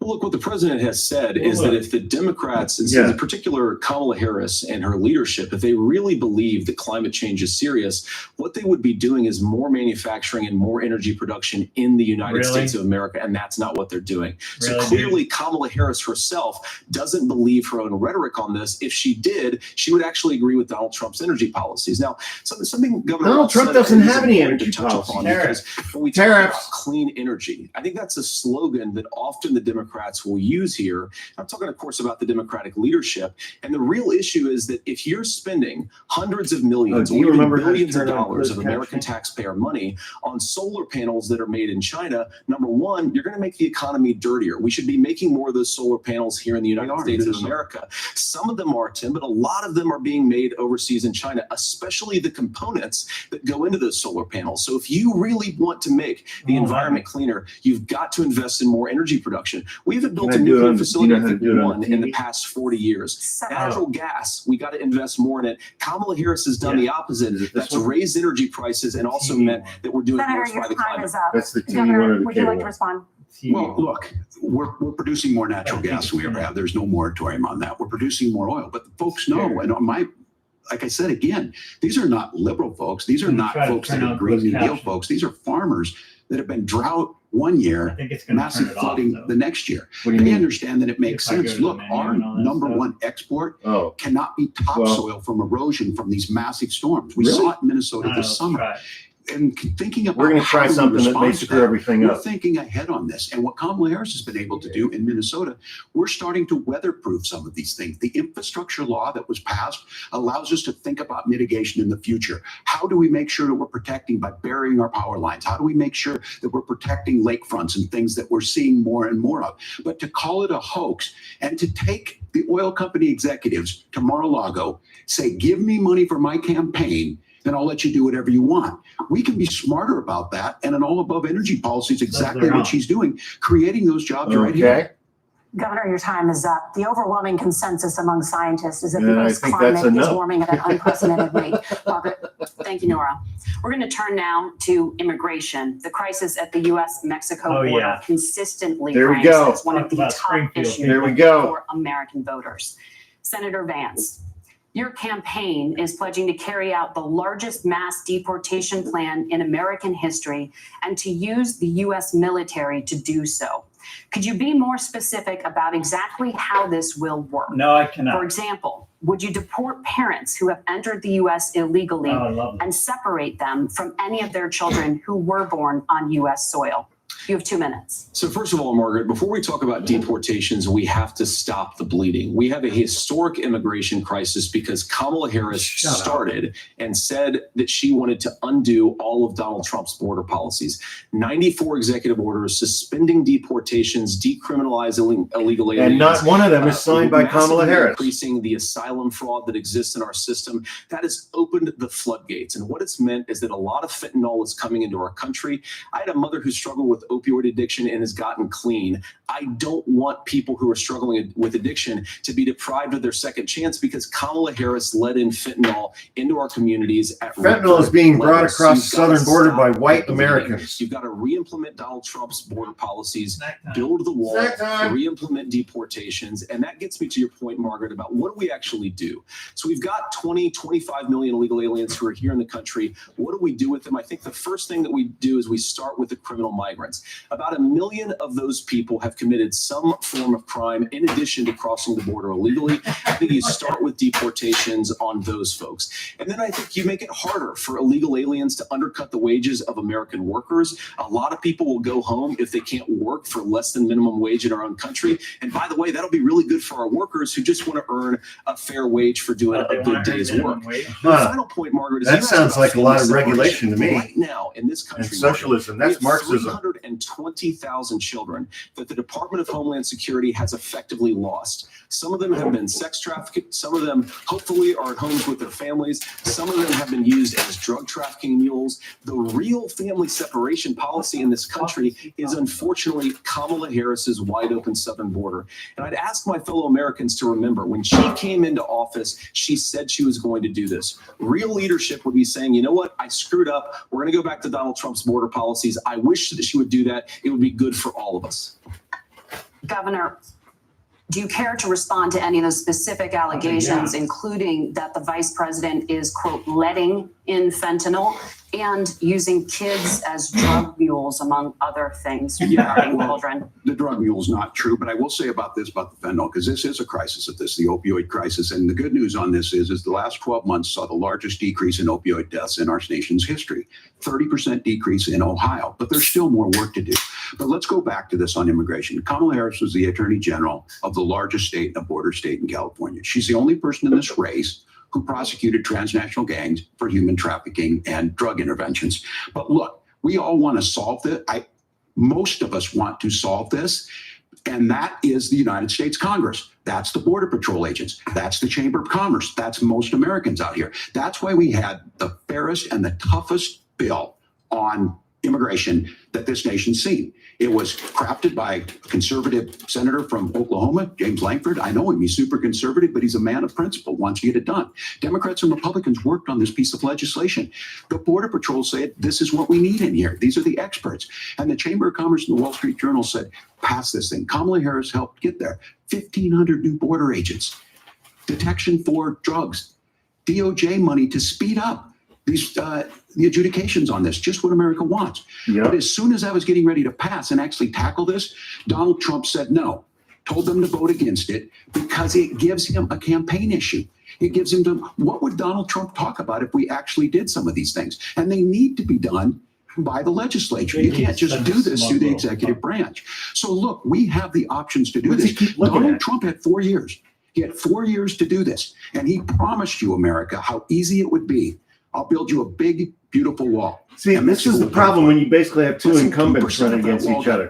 They just point at each other and say, you had 4 years. Why didn't you do it during 4 years? He came down that escalator, dehumanizing people and telling him what he was going to do. As far as the deportation plan, at one point, Senator Vance said it was so unworkable to be laughable. So that's where we're at. Pass the bill, she'll sign it. Governor, your time is up. Senator, the question was, will you separate parents from their children, even if their kids are U.S. citizens? You have 1 minute. Margaret, my point is that we already have massive child separations thanks to Kamala Harris's open border. I didn't accuse Kamala Harris of inviting drug mules. I said that she enabled the Mexican drug cartels to operate freely in this country. And we know that they use children as drug mules, and it is a disgrace, and it has to stop. Look, I think what Tim said just doesn't pass the smell test. For 3 years, Kamala Harris went out bragging that she was going to undo Donald Trump's border policy. She did exactly that. We had a record number of illegal crossings. We had a record number of fentanyl coming into our country. And now that she's running for president, or a few months before, she says that somehow she got religion and cared a lot about a piece of legislation. The only thing that she did when she became the vice president, when she became the appointed border czar, was to undo 94 Donald Trump executive actions that opened the border. This problem is leading to massive problems in the United States of America. Parents who can't afford health care, schools that are overwhelmed. It's got to stop, and it will when Donald Trump is president. Senator, your time is up. Governor, what about our CBS News polling, which does show that a majority of Americans, more than 50%, support mass deportations? Look, we fix this issue with a bill that is necessary, but the issue on this is what happens when you don't want to solve it. You demonize it. And we saw this, and Senator Vance, and it surprises me on this, talking about and saying, I will create stories to bring attention to this. That vilified a large number of people who were here legally in the community of Springfield. The Republican governor said, it's not true, don't do it. There's consequences for this. There's consequences. We could come together. Senator Lankford did it. We could come together and solve this if we didn't let Donald Trump continue to make it an issue. And the consequences in Springfield were the governor had to send state law enforcement to escort kindergartners to school.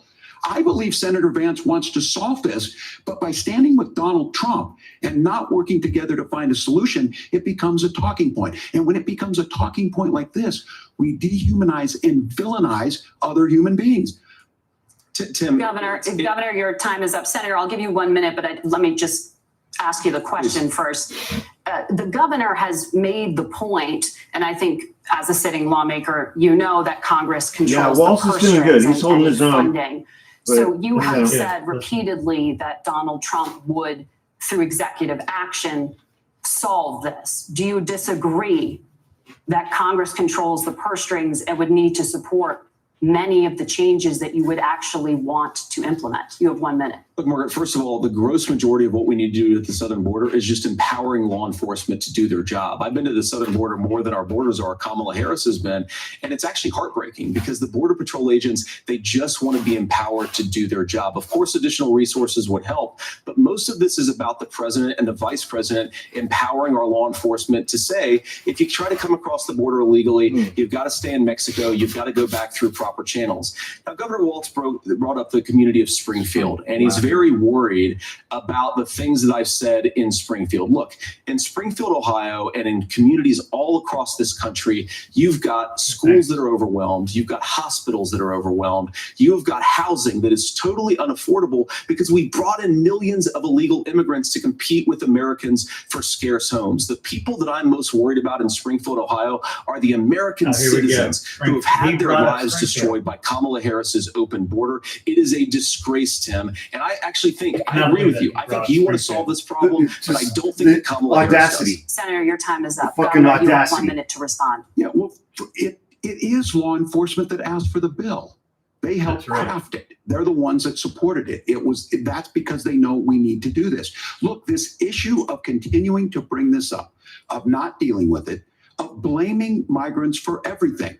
On housing, we could talk a little bit about Wall Street speculators buying up housing and making them less affordable. But it becomes a blame.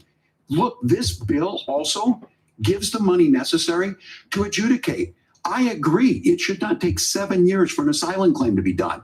This bill gets it done in 90 days. Then you start to make a difference in this, and you start to adhere to what we know, American principles. Look, I don't talk about my faith a lot, but Matthew 25:40 talks about, to the least amongst us you do unto me. I think that's true of most Americans. They simply want order to it. This bill does You got a Democrat funded, citing Bible verses in the debate. and it lets us keep our dignity about how we treat other people. Thank you, Governor. And just to clarify for our viewers, Springfield, Ohio does have a large number of Haitian migrants who have legal status, temporary. Oh, they are fact checking. But Thank you, Senator. We have so much to get to. Margaret, I think it's important because We're going to turn now to the economy. Thank Margaret, you. the rules were that The you guys economy, were going we're- to fact check. And since you're fact checking me, I think it's important to say what's actually going on. So there's an application called the CBP One app, where you can go on as an illegal migrant, apply for asylum or apply for parole, and be granted legal status at the wave of a Kamala Harris open border wand. That is not a person coming in, applying for a green card and waiting for 10 years. That Thank is you, the Senator. facilitation of illegal They're here immigration legally, effort dude. by Thank our you, own Senator, for leadership. describing the legal process. Kamala We have Kamala so much Harris to get opened up to, that- Senator. Say thank you We for have so describing much. the legal Since process. 1990. Thank you, gentlemen. The We CBP wanna have- One app has not been on the books. Shut him down. They cut his mic. Yeah. Gentlemen, They cut his mic. the audience can't hear you because your mics are cut. We have so much we want to get to. Thank you for explaining the legal process. Nora. Thank you, Margaret. The economy is a top concern for voters. Each of your campaigns has released Good, an they cut economic both of their plan. So mics. let's talk about the Control. specifics. Governor Walz, Vice President Harris unveiled a plan that includes billions in tax credits for manufacturing, housing, and a renewed child tax credit. The Is there a Wharton window School open says back your there? proposals will increase Huh? the nation's Is there a deficit window by open? Are all the windows $1.2 open? trillion. Yeah. How would you pay for I that mean- without ballooning the deficit? It's 100 degrees outside. Yeah. Thank you. And Kamala Harris and I do believe in the middle class because that's where we come The from. ceiling We fans both on, grew right? up in that. We understand. So those of you out there listening tonight, you're hearing a lot of stuff back and forth, and it's good. It's healthy. That's what this is supposed to happen. You should be listening. How's this going to impact me? The bold forward plan that Kamala Harris put out there is talking about this housing issue. The one thing is there's 3 million new houses proposed under this plan with down payment assistance on the front end to get you in a house. A house is much more than just an asset to be traded somewhere. It's foundational to where you're at. And then making sure that the things you buy every day, whether they be prescription drugs or other things, that there's fairness in that. Look, the $35 insulin is a good thing, but it costs $5 to make insulin. They were charging $800 before this law went into effect. As far as the housing goes, I've seen it in Minnesota. 12% more houses in Minneapolis, prices went down on rent 4%. It's working. And then making sure tax cuts go to the middle class. $6,000 child tax credit, we have one in Minnesota, reduces childhood poverty by 1/3. We save money in the long run, and we do the right thing for families. And then getting businesses off the ground. The law as it stands right now is $5,000 tax credit for small business, increasing that to $50,000. Now, this is a philosophical difference between us. Donald Trump made a promise, and I'll give you this. He kept it. He took folks to Mar-a-Lago, said, you're rich as hell, I'm gonna give you a tax cut. He gave the tax cuts that predominantly went to the top class. What happened there was an $8 trillion increase in the national debt, the largest ever. Now he's proposing a 20% consumption or sales tax on everything we bring in. Everyone agrees, including businesses, it would be destabilizing it, it would increase inflation and potentially lead to a recession. Look, this is simple for you. Where are we going? Kamala Harris has said to do the things she wants to do, we'll just ask the wealthiest to pay their fair share. When you do that, our system works best, more people are participating in it, and folks have the things that they need. Senator, I want to give you a moment to respond on that. But similarly, the Wharton School has done an analysis of the Trump plan and says it would increase the nation's deficit by $5.8 trillion. My question is the same for you. How do you pay for all that without ballooning the deficit? I'll give you 2 minutes. Well, first of all, you're going to hear a lot from Tim Walz this evening, and you just heard it in the answer. A lot of what Kamala Harris proposes to do, and some of it, I'll be honest with you, it even sounds pretty good. Here's what you won't hear, is that Kamala Harris has already done it. Because she's been the vice president for 3.5 years. She had the opportunity to enact all of these great policies. And what she's actually done instead is drive the cost of food higher by 25%, drive the cost of housing higher by about 60%, open the American southern border and make middle-class life unaffordable for a large number of Americans. If Kamala Harris has such great plans for how to address middle-class problems, then she ought to do them now. Not when asking for a promotion, but in the job the American people gave her 3.5 years ago. And the fact that she isn't tells you a lot about how much you can trust her actual plans. Now, Donald Trump's economic plan is not just a plan, but it's also a record. A lot of those same economists attack Donald Trump's plans, and they have PhDs, but they don't have common sense and they don't have wisdom. Donald Trump's economic policies have delivered the highest. Everybody with a PhD is a moron. Country, 1.5% inflation, and to boot, peace and security all over the world. So when people say that Donald Trump's economic plan doesn't make sense, I say look at the record. He delivered rising take-home pay for American workers. Now, Tim admirably admits that they want to undo the Trump tax cuts. But if you look at what was so different about Donald Trump's tax cuts, even from previous Republican tax cut plans, is that a lot of those resources went to giving more take-home pay to middle-class and working-class Americans. It was passed in 2017, and you saw an American economic boom unlike we've seen in a generation in this country. That is a record that I'm proud to run on, and we're going to get back to that common sense wisdom so that you can afford to live the American dream again. I know a lot of you are struggling. I know a lot of you are worried about paying the bills. It's going to stop when Donald Trump brings back common sense to this country. Governor, do you want to respond to that? What has Kamala Harris done for the middle class? Yeah, well, Kamala Harris's day one was Donald Trump's failure on COVID that led to the collapse of our economy. We were already before COVID in a manufacturing recession, but 10 million people out of work, largest percentage since the Great Depression. 9 million jobs closed on that. That was day one. Whether it was the Infrastructure Act or other things we moved. Now, you made a question about experts, said this. I've made a note of this.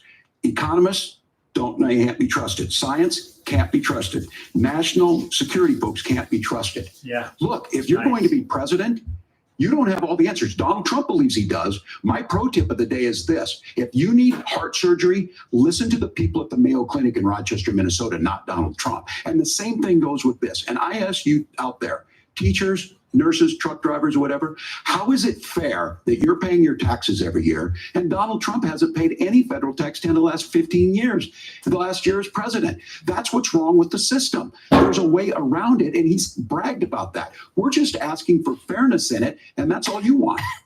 You have a minute. Governor, you say trust the experts. But those same experts for 40 years said that if we shipped our manufacturing base off to China, we'd get cheaper goods. They lied about that. They said if we shipped our industrial base off to other countries, to Mexico and elsewhere, it would make the middle class stronger. They were wrong about that. They were wrong about the idea that if we made America less self-reliant, less productive in our own nation that would somehow make us better off, and they were wrong about it. And for the first time in a generation, Donald Trump had the wisdom and the courage to say to that bipartisan consensus, we're not doing it anymore. We're bringing American manufacturing back. We're unleashing American energy. We're going to make more of our own stuff. And this isn't just an economic issue. I've got 3 beautiful little kids at home, 7, 4, and 2, and I love them very much, and I hope they're in bed right now.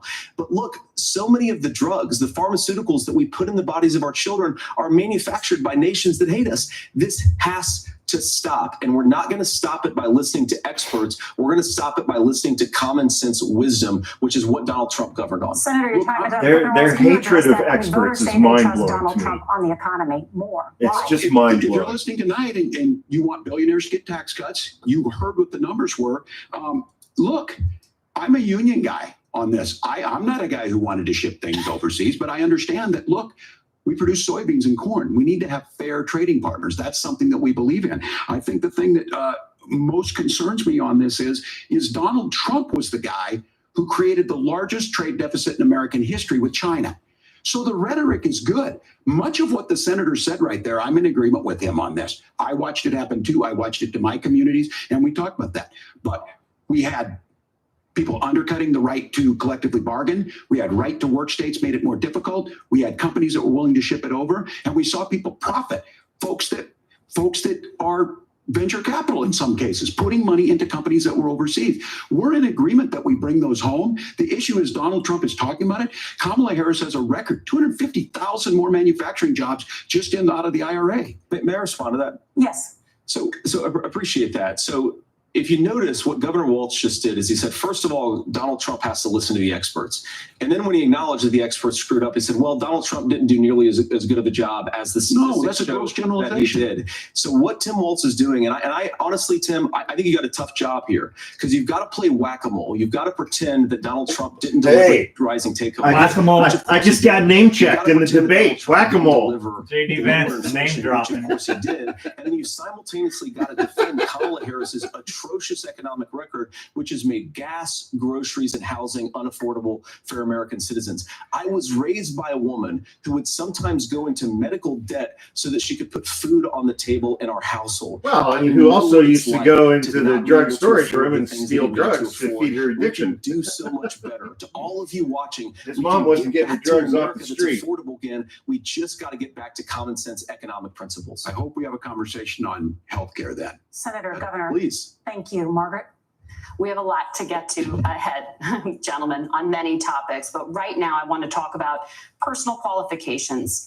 The vice president is often the last voice the president hears before making consequential decisions. Oh, wow, man. We're not even halfway through this thing. About your leadership qualities. I told you guys it was going to be boring as shit. You said you were in Hong Kong during the deadly Tiananmen Square protests in the spring of 1989. But Minnesota Public Radio and other media outlets are reporting that you actually didn't travel to Asia until August of that year. Can you explain that discrepancy? Yeah, well, and to the folks out there who didn't get at the top of this, look, I grew up in small rural Nebraska, town of 400, town that you rode your bike with your buddies till the streetlights come on, and I'm proud of that service. I joined the National Guard at 17, worked on family farms, and then I used the GI Bill to become a teacher, passionate about it, a young teacher. My first year out, I got the opportunity in the summer of '89 to travel to China. 35 years ago, be able to do that. I came back home and then started a program to take young people there. We would take basketball teams, we would take baseball teams, we would take dancers, and we would go back and forth to China. The issue for that was to try and learn. Now, look, my community knows who I am. They saw where I was at. Look, I will be the first to tell you, I have poured my heart into my community. I've tried to do the best I can, but I've not been perfect. And I'm a knucklehead at times, but it's always been about that. Those same people elected me to Congress for 12 years. And in Congress, I was one of the most bipartisan people, working on things like farm bills that we got done, working on veterans benefits. And then the people of Minnesota were able to elect me to governor twice. So look, my commitment has been from the beginning to make sure that I'm there for the people. How can this be to make sure that I get this right? I will say more than anything. I will talk a lot. I will get caught up in the rhetoric. But being there, the impact it made, the difference it made in my life, I learned a lot about China. I hear the critiques of this. I would make the case that Donald Trump should have come on one of those trips with us. I guarantee you he wouldn't be praising Xi Jinping about COVID. And I guarantee you he wouldn't start a trade war that he ends up losing. So this is about trying to understand the world. It's about trying to do the best you can for your community. And then it's putting yourself out there and letting your folks understand what it is. My commitment, whether it be through teaching, which I was good at, or whether it was being a good soldier or was being a good member of Congress, those are the things that I think are the values. Yeah, I hear you, Jenny. Governor, just to follow up on that, the question was, can you I explain agree with the that point as discrepancy? well, All I said Cameron. on this was I got there that summer and misspoke on this. So I will just, that's what I've said. So I was in Hong Kong and China during the democracy protests went in. And from that, I learned a lot of what needed to be in governance. Thank you, Governor. Senator Vance, in 2016, you called your running mate, Donald Trump, unfit for the nation's highest office, and you said he could be America's Hitler. I know you've been asked many times, and you've said you regret those comments and explained you then voted for Donald Trump in 2020. Come on, The never Trump Washington guy. Post reported new I'm a never messages Trump last guy. week I'm a in which never you Trump also guy. disparaged Trump's economic record while he was president, writing to someone in 2020, quote, Trump thoroughly failed to deliver his economic populism. You're now his running mate, and you've shifted many of your policy stances to align with his.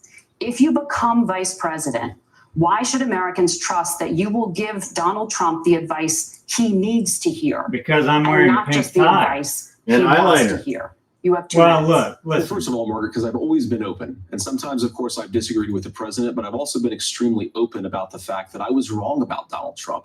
I was wrong, first of all, because I believed some of the media stories that turned out to be dishonest fabrications of his record. But most importantly, Donald Trump delivered for the American people. Rising wages, rising take-home pay, an economy that worked for normal Americans, a secure southern border, a lot of things, frankly, that I didn't think he'd be able to deliver on. And yeah, when you screw up, when you misspeak, when you get something wrong and you change your mind, you ought to be honest with the American people about it. It's one of the reasons, Margaret, why I've done so many interviews is because I think it's important to actually explain to the American people where I come down on the issues and what changed. Now, you pointed out the messages from 2020. Margaret, I've been extremely consistent that I think there were a lot of things that we could have done better in the Trump administration, the first round, if Congress was doing its job. I strongly believe, and I've been a United States Senator, that Congress is not just a high-class debating society. It's not just a forum for senators and congressmen to whine about problems. It's a forum to govern. So there were a lot of things on the border, on tariffs, for example, where I think that we could have done so much more if the Republican Congress and the Democrats in Congress had been a little bit better about how they govern the country. They were so obsessed with impeaching Donald Trump, they couldn't actually govern. And I want to talk about this tariff issue in particular, Margaret, because Tim just accused this of being a national sales tax. Look, the one thing, and you're probably surprised to hear me praising Joe Biden, but the one thing that Joe Biden did is he continued some of the Trump tariffs that protected American manufacturing jobs. And it's the one issue, the most pro-worker part of the Biden administration, it's the one issue where Kamala Harris has run away from Joe Biden's record. Think about this. If you're trying to employ slave laborers in China at $3 a day, you're going to do that and undercut the wages of American workers unless our country stands up for itself and says, you're not accessing our markets unless you're paying middle-class Americans a fair wage. Senator, your time is up. Nora? Thank you. Now to the issue of reproductive rights. Governor Walz, yeah. after Roe versus Wade was overturned, you signed a bill into law that made Minnesota one of the least restrictive states in the nation when it comes to abortion. Former President Trump said in the last debate that you believe abortion, quote, in the 9th month is absolutely fine. Yes or no? Is that what you support? I'll give you 2 minutes. That's not what the bill says, but look, this issue Say is no. on everyone's mind. Oh boy. Donald Trump put this all into motion. He brags about how great it was that he put the judges in and overturned Roe versus Wade, 52 years of personal autonomy. And then he tells us, oh, we send it to the states. It's a beautiful thing. Amanda Zaworski would disagree with you on it's a beautiful thing. A young bride in Texas waiting for their child at 18 weeks. She has a complication, a tear in the membrane. She needs to go in. The medical care at that point needs to be decided by the doctor. And that would have been an abortion. But in Texas, that would have put them in legal jeopardy. Mm-hmm. She went home, got sepsis, nearly dies, and now she may have difficulty having children. Mm-hmm. Or in Kentucky, Hadley Duvall, a 12-year-old child raped and impregnated by her stepfather. Those are horrific. Now, when God asked about that, Senator Vance said, two wrongs don't make a right. There is no right in this. So in Minnesota, what we did was restore Roe versus Wade. Yeah, I hear you, sure that we Isaac. put women in charge of their health care. But look, I this is agree not with what, that, if you don't know transgression. Amanda or a Hadley, you soon will. Their Project 2025 is going to have a registry of pregnancies. It's going to make it more difficult, if not impossible, to get contraception and limit access, if not eliminate access to infertility treatments. For so many of you out there listening, me included, infertility treatments are why I have a child. That's nobody else's business, but those things are being proposed. And the catch-all on this is, well, the states will decide what's right for Texas might not be right for Washington. That's not how this works. This is basic human right. We have seen maternal mortality skyrocket in Texas, outpacing many other countries in the world. This is about healthcare. In Minnesota, we are ranked first in healthcare for a reason. We trust women, we trust doctors. Nice. Senator, do you want to respond to the governor's claim? Will you create a federal pregnancy monitoring agency? No, Nora, certainly we won't. And I want to talk about this issue because I know a lot of Americans care about it. I know a lot of Americans don't agree with everything that I've ever said on this topic. And, you know, I grew up in a working class family in a neighborhood where I knew a lot of young women who had I didn't realize that he grew up in a working class family. I was not aware of that. I did not know they didn't that. have any other options. And, you know, one of them is actually very dear to me. And I know she's watching tonight, and I love you. And she told me something a couple years ago that she felt like if she hadn't had that abortion, that it would have destroyed her life because she was in an abusive relationship. And I think that what I take from that as a Republican who proudly wants to protect innocent life in this country, who proudly wants to protect the vulnerable, is that my party, we've got to do so much better of a job at earning the American people's trust back on this issue where they frankly just don't trust us. And I think that's one of the things that Donald Trump and I are endeavoring to do. I want us as a Republican Party to be pro-family in the fullest sense of the word. I want us to support fertility treatments. I want us to make it easier for moms to afford to have babies. I want it to make it easier for young families to afford a home so they can afford a place to raise that family. And I think there's so much that we can do on the public policy front just to give women more options. Now, of course, Donald Trump has been very clear that on the abortion policy specifically, that we have a big country and it's diverse. And California has a different viewpoint on this than Georgia. Georgia has a different viewpoint from Arizona. And the proper way to handle this, as messy as democracy sometimes is to let voters make these decisions, let the individual states make their abortion policy. And I think that's what makes the most sense in a very big, a very diverse, and let's be honest, sometimes a very, very messy and divided country. Governor, would you like to respond and also answer the question about restrictions? Yeah, well, the question got asked and Donald Trump made the accusation that wasn't true about Minnesota. Well, let me tell you about this idea that there's diverse states. There's a young woman named Amber Thurman. She happened to be in Georgia, a restrictive state. Because of that, she had to travel a long distance to North Carolina to try and get her care. Amber Thurman died in that journey back and forth.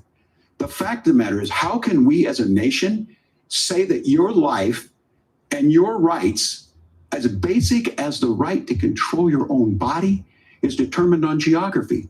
There's a very real chance had Amber Thurman lived in Minnesota, she would be alive today. That's right. That's why the restoration of Roe versus Wade. When you listen to Vice President Harris talk about this subject and you hear me talk about it, you hear us talking exactly the same. Donald Trump is trying to figure out how to get the political right of this. I agree with a lot of what Senator Vance said about what's happening. His running mate, though, does not, and that's the problem. Governor, your time is up. Senator, let me ask you about that. He mentioned, it was, I think, referring to a national ban. In the past, you have supported a federal ban on abortion after 15 weeks. In fact, you said if someone can't support legislation like that, quote, you are making the United States the most barbaric pro-abortion regime anywhere in the entire world. My question is, why have you changed your position? Well, Nora, first of all, I never supported a national ban. I did during when I was running for Senate in 2022 talk about setting some minimum national standard. For example, we have a partial birth abortion ban in place in this country at the federal level. I don't think anybody's trying to get rid of that, or at least I hope not, though I know that Democrats have taken a very radical pro-abortion stance. But Nora, one of the things that changed is in the state of Ohio, we had a referendum in 2023, and the people of Ohio voted overwhelmingly, by the way, against my position. And I think that what I learned from that, Nora, is that we've got to do a better job at winning back people's trust. So many young women would love to have families. So many young women also see an unplanned pregnancy as something that's going to destroy their livelihood, destroy their education, destroy their relationships. And we have got to earn people's trust back. And that's why Donald Trump He just keeps saying that, but he doesn't say how. Policies, making childcare more accessible, making fertility treatments more accessible, because we've got to do a better job at that. And that's what real leadership is. Governor, your response. I'm going to respond on the pro-abortion piece of that. No, we're not. We're pro-women. We're pro-freedom to make your own choice. We know what the implications are to not be that. Women having miscarriages, women not getting the care, physicians feeling like they may be prosecuted for providing that care. And as far as making sure that we're educating our children and giving them options, Minnesota's a state with one of the lowest teen pregnancy rates. We understand that too. We know that the options need to be available, and we make that true. We also make it, we're a top 3 state for the best place to raise children. But these two things to try and say that we're pro-children, but we don't like this, or you guys are pro-abortion, that's not the case at all. We are pro-freedoms for women to make their choices, and we're going, and Kamala Harris is making the case, to make options for children more affordable, a $6,000 child tax credit, but we're not going to base that on the backs of making someone like Amber Thurman drive 600 miles to try and get health care. Senator? May I respond to that? First of all, Governor, I agree with you. Amber Thurman should still be alive, and there are a lot of people who should still be alive, and I certainly wish that she was. Really? And maybe you're free to disagree with me on Here this. we go. Explain this to me. But as I read the Minnesota law that you signed into law, the statute that you signed into law, it says that a doctor who presides over an abortion where the baby survives, the doctor is under no obligation to provide life-saving care to a baby who survives a botched late-term abortion. That is, I think, whether you're pro-choice or pro-abortion, that is fundamentally barbaric. And that's What why doctor would do that? Is because What doctor would not save a baby that was savable? to perform abortions against their will? Because Kamala Harris has God. supported suing Catholic nuns. The only reason to violate that their this race freedom is of close conscience. is because We can Republicans be are a fucking diverse stupid country and where we gullible. respect people's freedom of conscience and make the country more pro-baby and pro-family. But please. Yes, Governor, please respond. Look, this is one where there's always something there. This is a very simple proposition. These are women's decisions to make about their healthcare decisions, and the physicians who know best when they need to do this. Trying to distort the way a law is written to try and make a point, that's not it at all. What was I wrong about, Governor? Please tell me, what was I wrong about? That is about? not the way the law is written. Look, I've given But this, how? I've given this advice on a lot of things, that getting involved, getting engaged, that's been misread, and it was fact-checked at the last debate. But the point on this is there's a continuation of these guys to try and tell women or to get involved. I use this line on this, just mind your own business on this. Things work best when Roe versus Wade was in place. When we do a restoration of Roe, that works best. That doesn't preclude us from increasing funding for children. It doesn't increase us from making sure that once that child How great would the United States be if Republicans just stayed the fuck out of other people's lives? They get health care. How great would this country be? Hiding behind we're going to do all these other things when you're not proposing them in your budget. Kamala Harris is proposing them. She's proposing all those things to make life easier for families. I asked a specific question, Governor. You gave me a slogan as a response. It's not the case. It's not true. That's not what the law says. So they fact-checked it with President Trump. Gentlemen, there's a lot to discuss. We have to move on, and we're going to be right back with much more of the CBS News vice presidential debate in just a moment. Oh, commercial break. Here we go. All right. Well, how we feeling, people? Go ahead and mute it. Okay. How's everybody feeling? Let's do it. Oh, This presidential debate with us here on MSNBC. There is much more to come. Stay with us after the debate is over for highlights and analysis and Yes. response. The debate is going to continue right after Yes. this break, and we'll be right here back with you. Yes, because the only thing that's more exciting than a debate is watching the highlights of a debate. yes. Watching a bunch of people talk about the debate. I think so. Tim Walz is exceeding my expectations. He's doing great.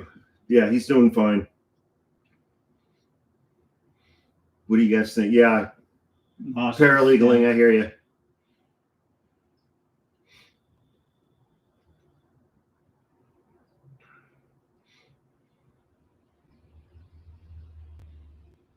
Wowzer. Holy bejesus. What the?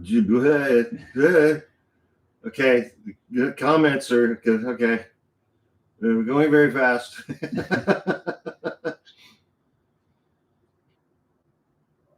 Yeah, I can't read any. JD. Okay, that one I saw because it was in all caps. JD is a waffle.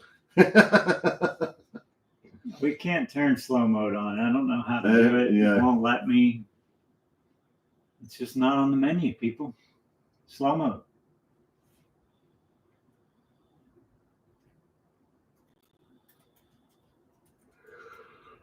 Oh man.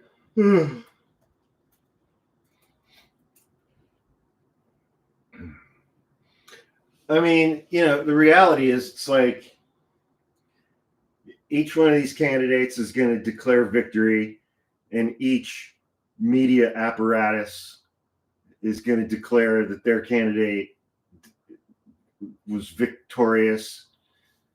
Fox News is going to say that J.D. Vance kicked Tim Walz's ass. MSNBC is going to say that Tim Walz kicked J.D. Vance's ass. And the vast majority of Americans are still not going to give two shits about this debate. So, Pretty much. But yet, here we are. There's 2,000 of us hanging out here. So, There's that. In the immortal words of my grandma, did everybody have a healthy bowel movement today? Or put in another way, as you're exiting the bathroom in front of the entire family, she would say, "Did your bowels move?" Because the downstairs bathroom was in the dining room. The door was in the dining room.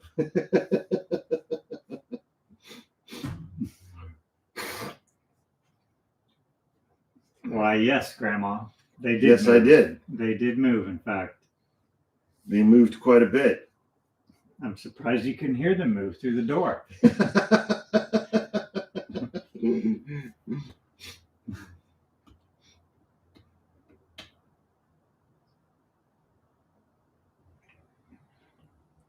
Okay.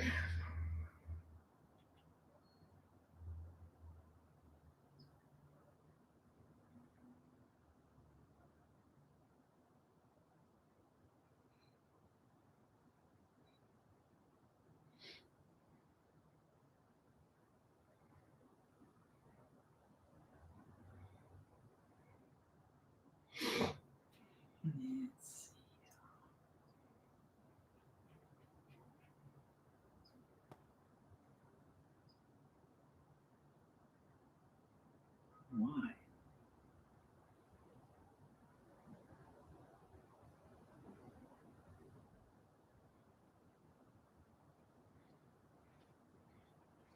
Turn now to America's gun violence epidemic.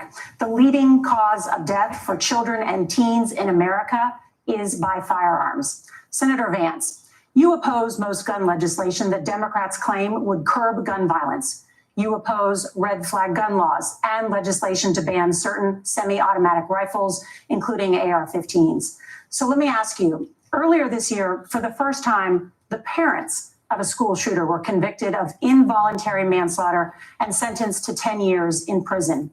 Do you think holding parents responsible could curb mass shootings? I'll give you 2 minutes. Yeah, well, Laura, on that particular case, I don't know the full details, but I certainly trust local law enforcement and local I don't know, authorities to Babs, make but those I do know decisions. I this. think in some cases the answer is going to be yes, and in some cases the answer is going to be no. And the details really matter here, of course. For example, if a kid steals a gun, that's going to be different than if a parent hands over a gun knowing that their kid is potentially dangerous. But look, I want to just sort of speak as a father of 3 beautiful little kids, and our oldest is now in 2nd grade. And like a lot of parents, we send our kids to school with such hope and such joy and such pride at their little faces on the first day of school. And we know, unfortunately, that a lot of kids are going to experience this terrible epidemic of gun violence. And of course, our hearts go out to the families that are affected by this terrible stuff. And we do have to do better. And I think that Governor Walz and I actually probably agree that we need to do better on this. The question is just, how do we actually do it? So answer the Now, question. here's something that really bothers me and worries me about this epidemic of violence. The gross majority, close to 90% in some of the statistics I've seen, of the gun violence in this country is committed with illegally obtained firearms. And while we're on that topic, we know that thanks to Kamala Harris's open border, we've seen a massive influx in the number of illegal guns run by the Mexican drug cartel. They're so that white number, guys. the amount of illegal guns in our country is higher today than it was The 2.5 Mexican years ago. cartels are running What do we guns do about south the schools? What do we Yeah. do to into protect our Mexico, kids? And I not think into the answer United is, States. and I say this not loving the answer. The Because white I don't guys want my that do kids to mass go to shooting. school in a school that Wow, feels man. unsafe or where there are visible signs of security. But I unfortunately think that we have to increase security in our schools. We have to make the doors lock better. There's We the have to make the answer. doors stronger.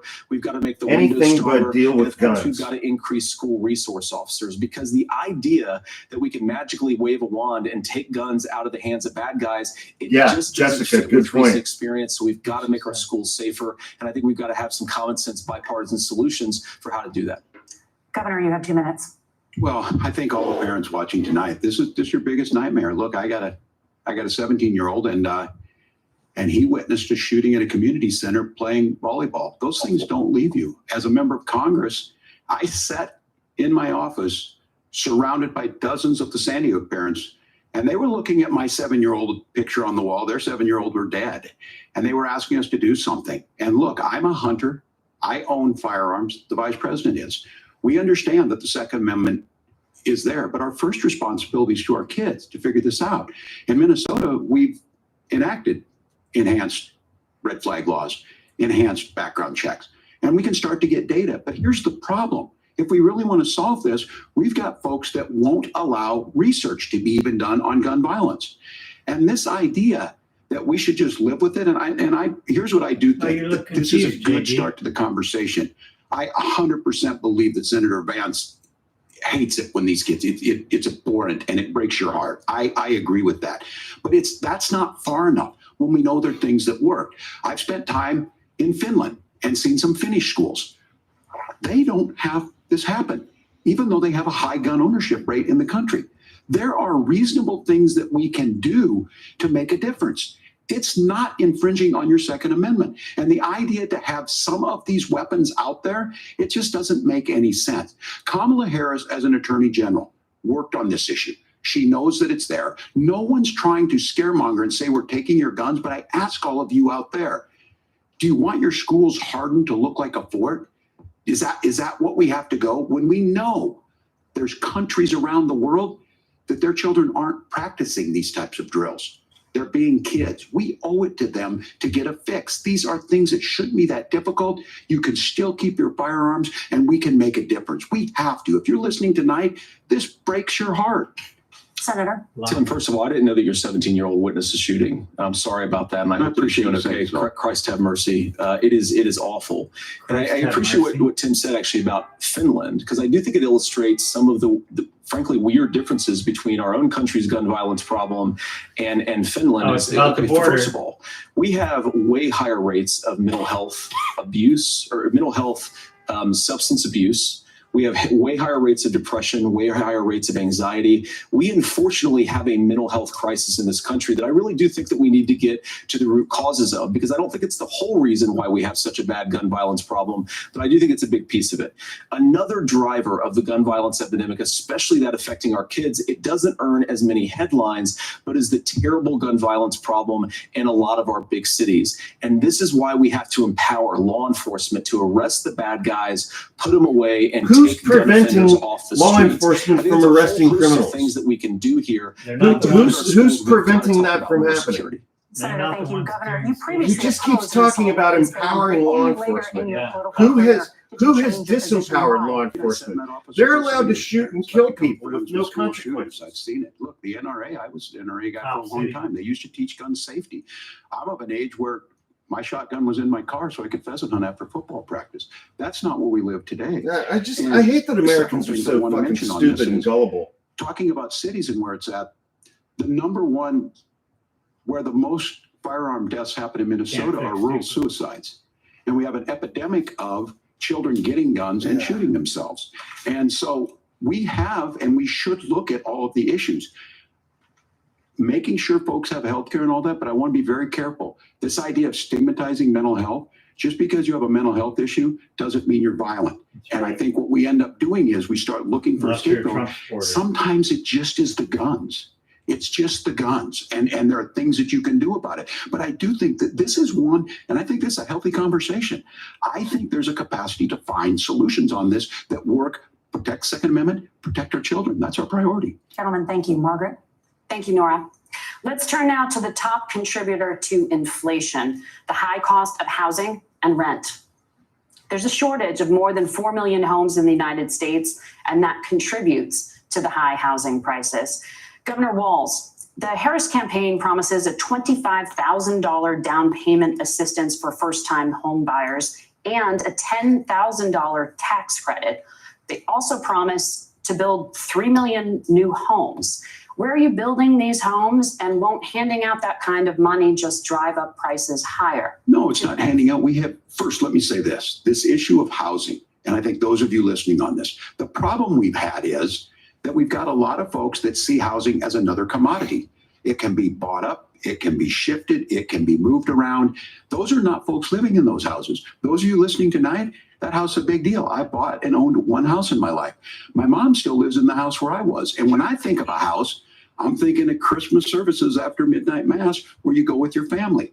We need to make it more affordable. And one of the things, as I said, this program that the vice president is pushing forward and bringing a new way of approaching this is something we're doing in Minnesota from that lead. We in the state invested in making sure our housing was the biggest investment that we'd ever made in housing.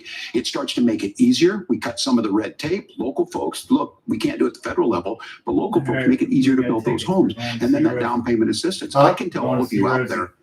I don't know if I can. Certainly for me. I have a job now. Using the GI Bill was one thing, but a veteran's home loan, the big thing about a veteran's home loan is you don't have to pay the down payment. Those are things that make it. Now look, you're going to pay it back, and you're going to pay your mortgage. Those are things that we know in the long run, the appreciated value, the generational wealth that's created from it. And I will give Minneapolis an example. Minneapolis is the one city where we've seen the lowest inflation rates.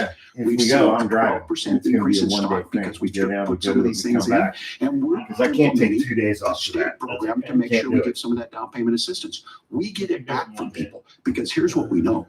People with stable housing end up with stable jobs. People with stable housing have their kids able to get to school. All of those things in the long run end up saving our money. And that's the thing that I think we should be able to find some common ground in, but we can't blame immigrants for the only reason. That's not the case that's happening in many cities. The fact of the matter is that we don't have enough naturally affordable housing, but we can make sure that the government. I know what you guys think in the comment. Part of me appreciates that this debate is boring. Governor, your time is up. Senator Vance, it's just boring. As far as your campaign's position, the promise is to seize federal lands to build homes, remove regulation, provide tax breaks, and cut back on immigration, which you say pushes up prices. Where are you going to build all the new homes you're promising? And what part of any of this plan will provide immediate relief? You have 2 minutes. Well, first of all, Tim just said something that I agree with. We don't want to blame immigrants for higher housing prices, but we do want to blame Kamala Harris for letting in millions of illegals in this country. It does drive. That's not what Tim said. Oh my God, man! Aliens competing with Americans for scarce homes is one of the most significant. I don't think he's winning over any undecided voters with that. No. Home prices that have happened right alongside. He blames immigrants for fucking everything, man. Alien we don't want to blame immigrants. Under Kamala Harris's leadership. Kamala Harris just mentioned a bunch of ideas. For being vice president and having no power, she sure has destroyed this entire country in 3 short years. Harris is not running as a newcomer. Back to She is the sitting vice president, if she wants to enact all of these policies to make housing more affordable, I invite her to use the office that the American people already gave her, not sit around and campaign and do nothing while Americans find the American dream of homeownership completely unaffordable. Now, you asked, Margaret, what would immediately change the equation for American citizens if you lower energy prices? As Donald Trump says, drill, baby, drill. One of the biggest drivers of housing costs, aside from illegal immigration, is, think about it. If a truck driver is paying 40% more for diesel than the lumber he's delivering to the job site to build a house, I just want to make sure that I get JD Vance's point correctly here. There are people who are walking from the south of Mexico all the way to the north of Mexico and walking across the border, and then they're coming here and they're pricing Americans out of homes because they're coming here and buying up all the homes. Governor, we'll get to you in a moment, but Senator, where are you going to seize the federal lands? Can you clarify?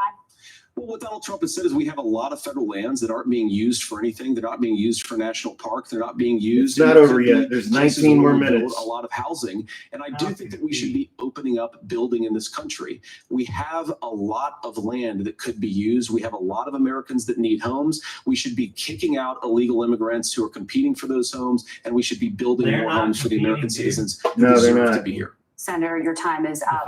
Governor, I do want to let you respond to the allegation that the vice president is he thinks that people who in are undocumented are coming here and buying up all the homes and pricing out Americans? When Donald Trump left office, but it's again blaming and. I mean, again, I'll reiterate, the only reason that this race is close is because Donald Trump's supporters are the dumbest, most gullible people we've ever had to deal with in the United States. Now, Minnesota doesn't have a lot of federal lands. I know in the western part of the countries we do. There's not a lot of federal lands in and around Minneapolis, for example. So the issue is I don't understand the federal lands issue unless we see this, and I worry about this as someone who cares deeply about our national parks and our federal lands. Look, Minnesota, we protect these things. We've got about 20% of the world's fresh water. These lands protect. They're there for a reason. They belong to all of us. But again, this is when you view housing and you view these things as commodities. Like there's a chance to make money here. Let's take this federal land and let's sell it to people for that. I think there's better ways to do this. We've seen it in Minnesota. We're able to refurbish some of these houses. We're able to make some investments. That gets people in. And I'm still on the fact on this. Economists, Senator Vance, you said you don't like the economists. Which economists are saying that it is immigrants that's adding to the cost? Governor, your time is up. But Senator, on that point, I'd like for you to clarify. There are many contributing factors to high housing costs. What evidence do you have that migrants are part of this problem? There's a Federal Reserve study that we're happy to share after the debate. We'll put it up on social media, actually, that really drills down on the connection between increased levels of migration, especially illegal immigration, and higher housing prices. Now, of course, Margaret, that's not the entire driver of higher housing prices. It's also the regulatory regime of Kamala Harris. Look, we are a country of builders. We're a country of doers. We're a country of explorers. But we increasingly have a federal administration that makes it harder to develop our resources, makes it harder to build things, and wants to throw people in jail for. She's proposing that we build 3 million homes for Americans, and he's saying that she's the reason we don't have new homes for Americans. A lot of people who would love to build homes who aren't able to build homes. I actually agree with Tim Walz. We should get out of this idea of housing as a commodity, but the thing that has most turned housing into a commodity is giving it away to millions upon millions of people who have no legal right to be here. We're giving it away. Regulations. I deal with this as a governor. You can very quickly reply. I'm sorry. I get this as a governor, and I don't necessarily disagree with that in some cases, many of those are local, many of them are state. I don't know which ones are federal, but I think whenever we talk regulations, people think they can get rid of them. I think you want to be able to get out of your house in a fire. I think you want to make sure that it's fireproof and those types of things. So which are the regulations? Because the vice president's not responsible for those. Congress writes those. Governor, thank you. Gentlemen, we have a lot to get to. You're passionate about the housing crisis. I can tell. Nora? Thank you. One of the top problems facing Americans is the high cost of health care. Senator Vance, at the last presidential debate, former President Trump was asked about replacing the Affordable Care Act. In response, he said, "I have concepts of a plan." Since then, Senator, you've talked about changing how chronically ill Americans get health insurance. Can you explain how that would work And can you guarantee that Americans with pre-existing conditions won't pay more? I'll give Yes, you 2 we minutes. would, Nora, we would drown them in a bathtub. Americans with pre-existing conditions. In fact, a lot of my family members have gotten health care. I believe, members of my family actually got private health insurance, at least for the first time, switched off of Medicaid onto private insurance for the first time under Donald Trump's leadership. And I think that, a lot of people have criticized this concepts of a plan remark. It's very simple common sense. I think it's Tim Walz knows from 12 years in Congress. You're not going to propose a 900-page bill standing on a debate stage. It would bore everybody to tears, and it wouldn't actually mean anything because part of this is the give and take of bipartisan negotiation. Now, when Donald Trump was actually president, and again, he has a record to be proud of, prescription drugs fell in 2018 for the first time in a very long time. Under Kamala Harris's leadership, prescription drugs are up about 7%. Under Donald Trump's entire 4 years, they were up about 1.5%.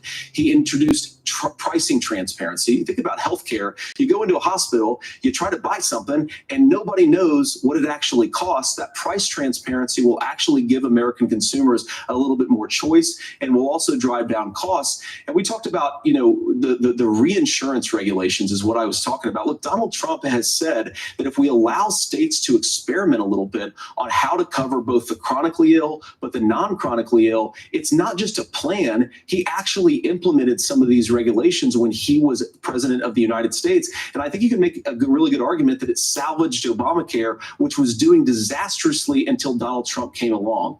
I think it's an important point about Donald Trump fixed Obamacare. That's amazing by trying to repeal it 75 times. But when Obamacare was crushing under the weight of its own regulatory burden and healthcare costs, that's one of the most unbelievable things he said all night. Instead, he worked in a bipartisan way to ensure that Americans had access to affordable care. It's not perfect, of course, and there's so much more that we can do, but I think that Donald Trump has earned the right to put in place some better healthcare policies. He's earned it because he did it successfully the first time. Governor? Okay. All right, here's where being an old guy gives you some history. I was there at the creation of the ACA. And the reason it was so important is I come from a major healthcare state, home of the Mayo Clinic, home to Medical Alley, 3M, Medtronic, all of those. We understand healthcare. It's why we're ranked first on affordability and accessibility and quality of healthcare. And so what I know is under Kamala Harris, more people are covered than they have before. And those of you listening, this is critical to you. Now, Donald Trump all of a sudden wants to go back and remember this. He ran on the first thing he was going to do on day one was to repeal Obamacare. On day one, he tried to sign an executive order to repeal the ACA. He signed on to a lawsuit to repeal the ACA, but lost at the Supreme Court. And he would have repealed the ACA had it not been for the courage of John McCain to save that bill. Now, fast forward, what that means to you is you lose your pre-existing conditions. If you're sitting at home and you got asthma, too bad. If you're a woman, probably not. Broke your foot during football, might kick you out. Your kids get kicked out when they're 26.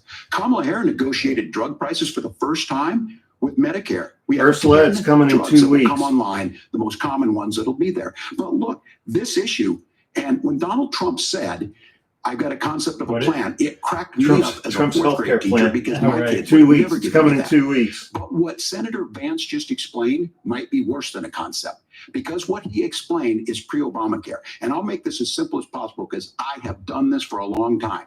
What they're saying is, if you're healthy, why should you be paying more? So what they're going to do is let insurance companies pick who they insure because guess what happens? You pay your premium, it's not much. They're figure they're not going to have to pay out to you. But those of you a little older, gray, got cancer, you're going to get kicked out of it. That's why the system didn't work. Kamala Harris will protect and enhance the ACA. Governor, thank you. Senator, you have not yet explained how you would protect people with pre-existing conditions or laid out that plan. Well, look, we currently have laws and regulations in place right now that protect people with pre-existing conditions. That's Obamacare. That's Obamacare. In place, but we also want to make the health insurance marketplace function a little bit better. Now, what Governor Walz just said is actually not true. A lot of what happened and the reason that Obamacare was crushing under its own weight is that a lot of young and healthy people were leaving the exchanges. Donald Trump actually helped address that problem, and he did so in a way that preserved people's access to coverage who had pre-existing conditions. But again, something that these guys do is they make a lot of claims about if Donald Trump becomes president, all of these terrible consequences are going to ensue. But in reality, Donald Trump was president. Inflation was low. Take-home pay was higher, and he saved the very program from a Democratic administration that was collapsing and would have collapsed. That doesn't make any sense leadership. at all. He did his job, which is govern in a bipartisan way and get results, not just complain about problems, but actually solve them. Right. Governor, did enrollment under the Affordable Care Act go up under the Trump administration? It's higher now that we've seen it go up. Look, people are using it. The system works. And the question about this of young people or whatever, that's the individual mandate piece of this. And Republicans fought tooth and nail saying, well, Americans should be free to do this. Well, then what you happens think the is individual mandate's a good idea? I think the idea of making sure the risk pool is broad enough to cover everyone, that's the only way insurance works. When it doesn't, it collapses. You are asking pre-ACA where we get people out. Look, people know that they need to be on health care. People expect it to be there. And when we are able to make it, and we are making it this way, when we incentivize people to be in the market, when we help people who might not be able to afford it get there, and we make sure then when you get sick and old, it's there for you. Because I heard people say, well, I don't want to buy into Medicare or whatever. Good luck buying healthcare once you get past 70. So look, the ACA works. We can continue to do better. Kamala Harris did that. The way she made everything better was negotiating those 10 drugs on Medicare for the first time in American history. Thank you. Margaret? Can I Mark, address that? I apologize. We're out of time. We have a number of subjects to discuss. Margaret? Let's talk about families in America. No family. There is a child care crisis Sure. in this country, and the United States is one of the very few developed countries in the world without a national paid leave program for new parents. Governor Walz, you said that if Democrats win both the White House and Congress, this is a day one priority for you. How long should employers be required to pay workers while they are home taking care of their newborns? You have 2 minutes. Yeah, well, that's negotiable, and that's what Congress worked. But here's what the deal is. Americans sitting out there right now, you may work for a big company. Look, we're home in Minnesota to some of the largest Fortune 500 companies. Kamala Harris knows that in California. Those companies provide paid family medical leave. One is, I think they're moral and they think it's a good thing, but it also keeps their employees healthy. We in Minnesota passed a paid family medical leave. You have a child, and I had to go back to work 5 days after my kids were born. This allows you to stay home a certain amount of time. What we know is that gets the child off to a better start. The family works better. We stay in their employers. We get more consistency in that. So Kamala Harris has made it a priority. We implemented it in Minnesota and we see growth. That's how you become a pro-business state. But the negotiations on it, and here's the issue. Those big companies are able to offer it. Those of you out there who don't have it, just imagine what happens if you get cancer or your child gets sick. We know what happens. You end up staying home. In some cases, that means no paycheck because you've got no protection on that. This is the case of an economy that Donald Trump has set for the wealthiest amongst us. He's willing to give those tax breaks to the wealthiest. He's willing to say, bust those unions up, do whatever. What we're saying is the economy works best when it works for all of us. And so a paid family medical leave program, and I will tell you, go to the families or go to the businesses and ask them. As far as childcare on this, you have to take it at both the supply and the demand side.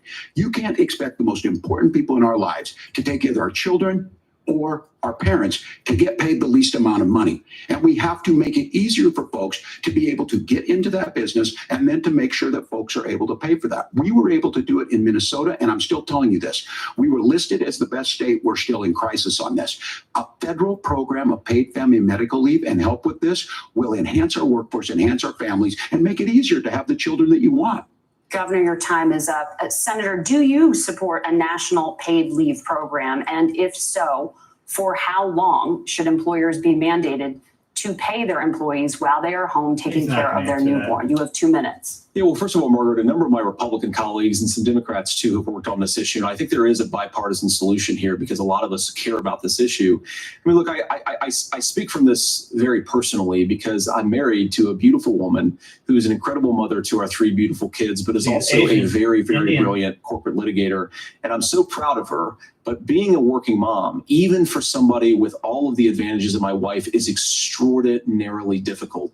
And it's not just difficult from a policy perspective. She actually she had access to paid family leave because she worked for a bigger company. But the cultural pressure on young families and especially young women, I think makes it really hard for people to choose the family model they want. A lot of young women would like to go back to work immediately. Some would like to spend a little time home with the kids. Some would like to spend longer at home with the kids. We should have a family care model that makes choice possible. And I think this is a very important substantive difference between Donald Trump and Kamala Harris's approach. I mean, look, if you look at the federal programs that we have that support paid family leave right now, the Community Development Block Grant, and there's another block grant program that spends a lot of money from the federal government. These programs only go to one kind of childcare model. Let's say you'd like your church maybe to help you out with childcare. Maybe you live in a rural area or an urban area and you'd like to get together with families in your neighborhood to provide childcare in the way that makes the most sense. You don't get access to any of these federal monies. We want to promote choice in how we deliver family care and how we promote childcare, because look, it is unacceptable. And, of course, Tim and I have been on the campaign trail a lot the past 7 or 8 weeks. And one of the biggest complaints I hear from young families is people who feel like they don't have options, like they're choosing between going to work or taking care for their kids. That is an incredible burden to put on American families. We're the only country that does it. I think we could do a heck of a lot better. Senator, thank you. You have also said, Senator Vance, many things about the American family. The Federal Reserve says parents will spend nearly as much on childcare as they do on housing each month. So I want to get your thoughts on this.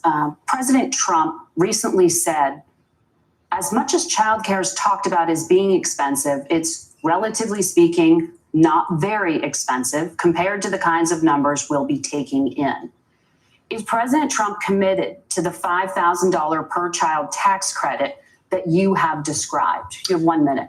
Well, what President Trump said, Margaret, I just want to defend my running mate here a little bit, is that we're going to be taking in a lot of money by penalizing companies for shipping jobs overseas and penalizing countries who employ slave laborers and then ship their products back into our country and undercut the wages of American workers. It's the heart of the Donald Trump economic plan. Cut taxes for American workers and American families. Cut taxes for businesses that are hiring and building companies in the United States of America, but penalize companies and countries that are shipping jobs overseas. That's the heart of the economic proposal.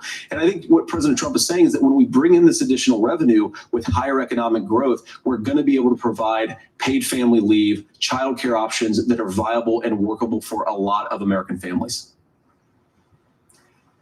Can you clarify how that will solve the childcare shortage?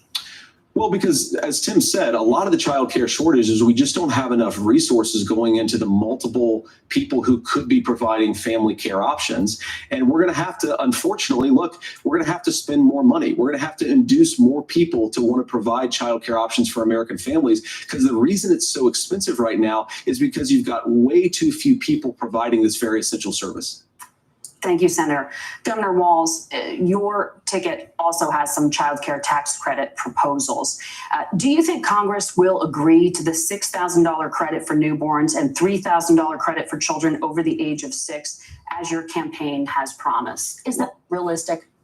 Well, if these members of Congress are listening to anybody, I can tell you, and this is the biggest issue. Everybody listening tonight knows. I mean, I'm sure they were shocked to hear it's not that expensive. And let's be clear, whether it's $5,000 or $6,000, that bleeds you about 3 or 4 months. Let's be clear of where we're at on this. It's because we got out of an imbalance on this. We thought we were going to get by not paying people. I don't think Senator Vance and I are that far apart. I'm not opposed to what he's talking about on options. We've done scholarship types of things. I think we need to be open to making the case. But the issue here is, the question you asked is, you're not going to pay for it with these tariffs. That's just adding another $4,000 on the family and taking less. So not only do they not get the money to pay for that, they're $4,000 in the hole. That's Wharton School. That's his alma mater. And so I think the issue here is, if those members of Congress, I can't believe they're not even, when I go to businesses, sure, they'll talk about taxes sometime, but they will lead with childcare and they will lead with housing, because we know the problem is, especially in a state like Minnesota, we need more workers because our economy is growing, but we need the workforce. Governor, thank you. We need to move on. Nora? Let's talk about the state of democracy, the top issue for Americans after the economy and inflation. After the 2020 election, President Trump's campaign and others filed 62 lawsuits contesting the results. Judges, including those appointed by President Trump and other Republican presidents, looked at the evidence and said there was no widespread fraud. The governors of every state in the nation, Republicans and Democrats, certified the 2020 election results and sent a legal slate of electors to Congress for January 6th. Senator Vance, you have said you would not have certified the last presidential election and would have asked the states to submit alternative electors. That has been called unconstitutional and illegal. Would you again seek to challenge this year's election results, even if every governor certifies the results? I'll give you 2 minutes. Well, Laura, first of all, I think that we're focused on the future. We need to figure out how to solve the inflation crisis caused by Kamala Harris's policies, make housing affordable, make groceries affordable, and that's what we're focused on. But I want to answer your question because you did ask it. Look, what President Trump has said is that there were problems in 2020, and my own belief is that we should fight about those issues, debate those issues peacefully in the public square, and that's all I've said, and that's all that Donald Trump has said. Remember, he said that on January the 6th, the protesters ought to protest peacefully. And on January the 20th, what happened? Joe Biden became the president. Donald Trump left the White House. And now, of course, unfortunately, we have all of the negative policies that have come from the Harris-Biden administration. I believe that we actually do have a threat to democracy in this country, but unfortunately, it's not the threat to democracy that Kamala Harris and Tim Walz want to talk about. It is the threat of censorship. It's Americans casting aside lifelong friendships because of disagreements over politics. It's big technology companies silencing their fellow citizens. And it's Kamala Harris saying that rather than debate and persuade her fellow Americans, she'd like to censor people who engage in misinformation. I think that is a much bigger threat to democracy than anything that we've seen in this country in the last 4 years, in the last 40 years. Now, I'm really proud, especially given that I was raised by two lifelong blue-collar Democrats, to have the endorsement of Bobby Kennedy Jr. and Tulsi Gabbard, lifelong leaders in the Democratic coalition. And of course, they don't agree with me and Donald Trump on every issue. We don't have to agree on every issue, but we're united behind a basic American First Amendment principle that we ought to debate our differences. We ought to argue about them. We ought to try to persuade our fellow Americans. Kamala Harris by lying to them, censorship, by making things up. She did it during COVID. She's done it by eating some dogs. That to me is a much bigger threat to democracy than what Donald Trump said when he said that protesters should peacefully protest on January the 6th. He didn't say that. Well, I've enjoyed tonight's debate. I think there was a lot of commonality here, and I'm sympathetic to misspeaking on things, and I think I might have with the senator. But me too, man. There's one though that this one is troubling to me, and I say that because I think we need to tell the story. Donald Trump refused to acknowledge this, and the fact is that I don't think we can be the frog in the pot and let the boiling water go up. Nope. He was very clear. I mean, he lost this election, and he said he did. 140 police officers were beaten at the Capitol that day. Some with the American flag, several later died. And it wasn't just in there. In Minnesota, a group gathered on the state capitol grounds in St. Paul and said, we're marching to the governor's residence and there may be casualties. The only person there was my son and his dog, who was rushed out crying by state police. That issue and Mike Pence standing there as they were chanting, hang Mike Pence. Mike Pence made the right decision. So, Senator, it was adjudicated over and over and over. I worked with kids long enough to know, and I said as a football coach, sometimes you really want to win, but the democracy is bigger than winning an election. You shake hands, and then you try and do everything you can to help the other side win. That's what was at stake here. Now, the thing I'm most concerned about is the idea that imprisoning your political opponents, already laying the groundwork for people not accepting this. And a president's words matter. A president's words matter. That's right. People hear that. So I think this issue of settling our differences at the ballot box, shaking hands when we lose, being honest about it, but to deny what happened on January 6th, the first time in American history that a president or anyone tried to overturn a fair election and the peaceful transfer of power. And here we are 4 years later in the same boat. I will tell you this, that when this is over, we need to shake hands this election, and the winner needs to be the winner. This has got to stop. It's tearing our country apart. Margaret? Senator Vance, did you want to respond to that? Yeah, well, look, Tim, first of all, it's really rich for Democratic leaders to say that Donald Trump is a unique threat to democracy when he peacefully gave over power on January 20th, as we have done. Oh my God! In this country. He has absolutely no respect for anybody watching this debate. He thinks every single one of you people is a fucking moron. The next vice president, he'll have my prayers, he'll have my best wishes, and he'll have my help. He thinks every one of you is an He idiot. wants it. But we have to remember that for years in this country, Democrats protested the results of elections. Hillary Clinton in 2016 said that Donald Trump had the election stolen by Vladimir Putin because the Russians bought like, and she conceded in less than worth of 24 Facebook hours. ads. This has She been didn't going send on for a long 50,000 time. people to the And if we Capitol. want to say that we need to respect the What results of the a election, load of I'm crap. on board. But if we want to say, as Tim Walz is saying, that this is just a problem that Republicans have had, I don't buy that. Governor. January 6th was not Facebook ads. And I think a revisionist history on this. Look, I don't understand how we got to this point. But the issue was that happened. Donald Trump can do it. And all of us say there's no place for this. It has massive repercussions. This idea that there's censorship to stop people from threatening to kill someone, threatening to do something, that's not censorship. Censorship is book banning. We've seen that. We've seen that brought up. Bingo. I just think for everyone tonight, and I'm going to thank Senator Vance. I think this is the conversation they want to hear. And I think there's a lot of agreement. This is one that we are miles apart on. This was a threat to our democracy in a way that we had not seen. And it manifested itself because of Donald Trump's inability to say. He is still saying he didn't lose the election. I would just say, did he lose the 2020 election? Tim, I'm focused on the future. Did Kamala Harris censor Americans from speaking their mind in the wake of the 2020 COVID situation? That is a damning non-answer. It's a damning non-answer for you to not talk about censorship. Obviously, Donald Trump and I think that there were problems in 2020. We've talked about it. I'm happy to talk about it further. But you guys attack us for not believing in democracy. The most sacred right under the United States democracy is the First Amendment. You yourself have said there's no First Amendment right to misinformation. Kamala Harris wants to use the power of government and big tech to silence people from speaking their minds. That is a threat to democracy that will long outlive this present political moment. I would like Democrats and Republicans to both reject censorship. Let's persuade one another. Let's argue about ideas, and then let's come together afterwards. You can't yell fire in a crowded theater. That's the test. That's the Supreme Court test. Tim, fire in a crowded theater. You guys wanted to kick people off of Facebook for saying that toddlers shouldn't wear masks. Governor does have the floor. Fire in a crowded theater. That is criticizing the policies of the government, which is the right of every American. Senator, the governor does have the floor for 1 minute to respond to you. Yeah.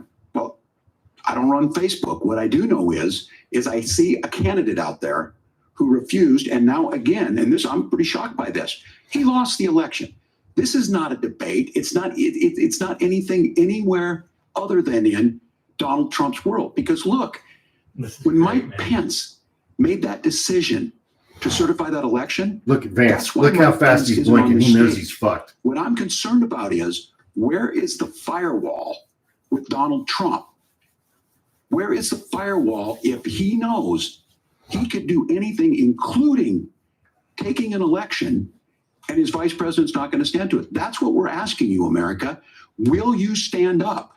Will you keep your oath of office, even if the president doesn't? And I think Kamala Harris would agree. She wouldn't have picked me if she didn't think I would do that, because of course that's what we would do. So America, I think you've got a really clear choice on this election of who's going to honor that democracy and who's going to honor Donald Trump. Governor, your time is up. Thank you, gentlemen. We will be right back with both of our candidates. The Closing CBS statements. News Vice Presidential Nailed it, man. continues. Yep. That was nice. Anybody in the comments, is this thing 90 minutes long or is it 2 hours? High stakes debate. Never Obviously, ending. 35 days out from Election Day in a race that is tied. Candidates Tim Walz and JD Vance have just one segment left to make their case and their closing statements. More of the debate and our response and analysis, all here on MSNBC. Stay with us. Okay. All right, Hawk, what's your response? That's my answer. analysis. You know, Yeah.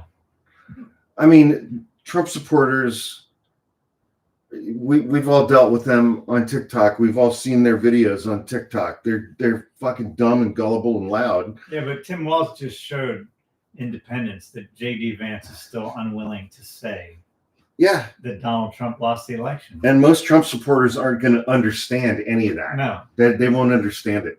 They already stopped watching a long time ago. They watched the first 15 minutes and they're like, oh, JD's got this, man. He's got this one in the bag. I can't believe we're all still watching it. Yeah, no doubt. If it wasn't for this chat thread, we would have all been in bed by now. Tim's doing great. He's doing better than I thought he would. Yeah, he nailed him, man, on that. That was good. That was good.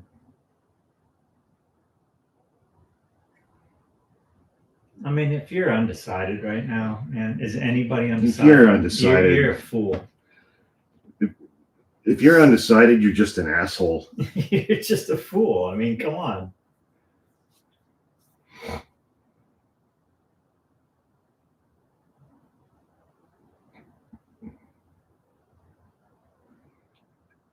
Oh, yeah, that's a good point. Have we heard anything about Project 2025 tonight? No.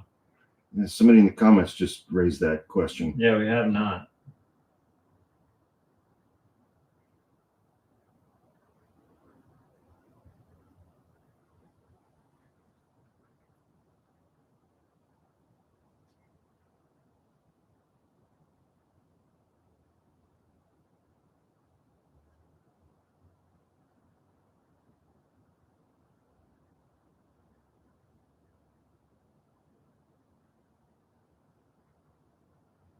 He is kind of like Ted Lasso.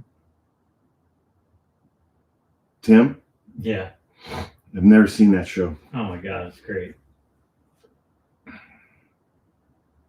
don't really have. This is the most TV I've watched in 2 weeks, apart from football. I don't have time to watch TV anymore. Yeah, I hear you.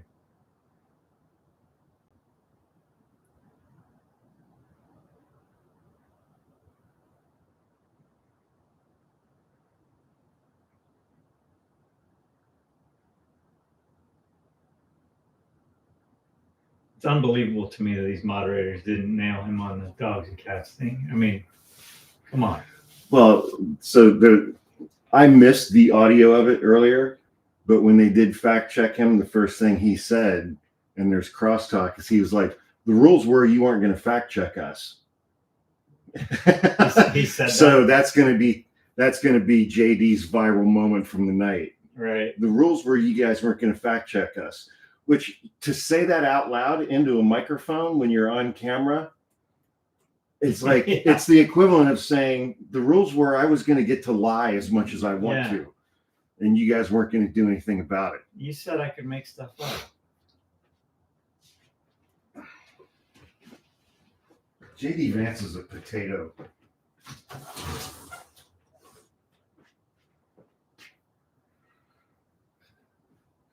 I'm very excited. I got stocked up on firewood yesterday. Oh yeah. Yeah. Although I got to get my thermostat fixed. Where do you get firewood?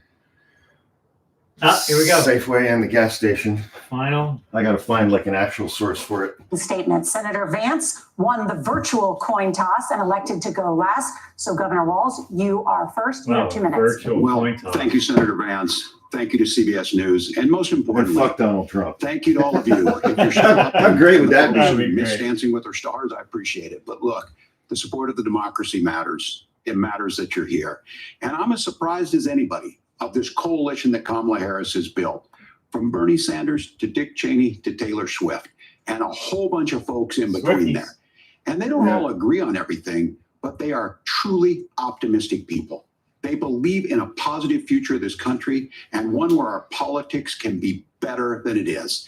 And I have to tell you that that better than it is the sense of optimism that there can be an opportunity economy that works for everyone, not just to get by, but to get ahead.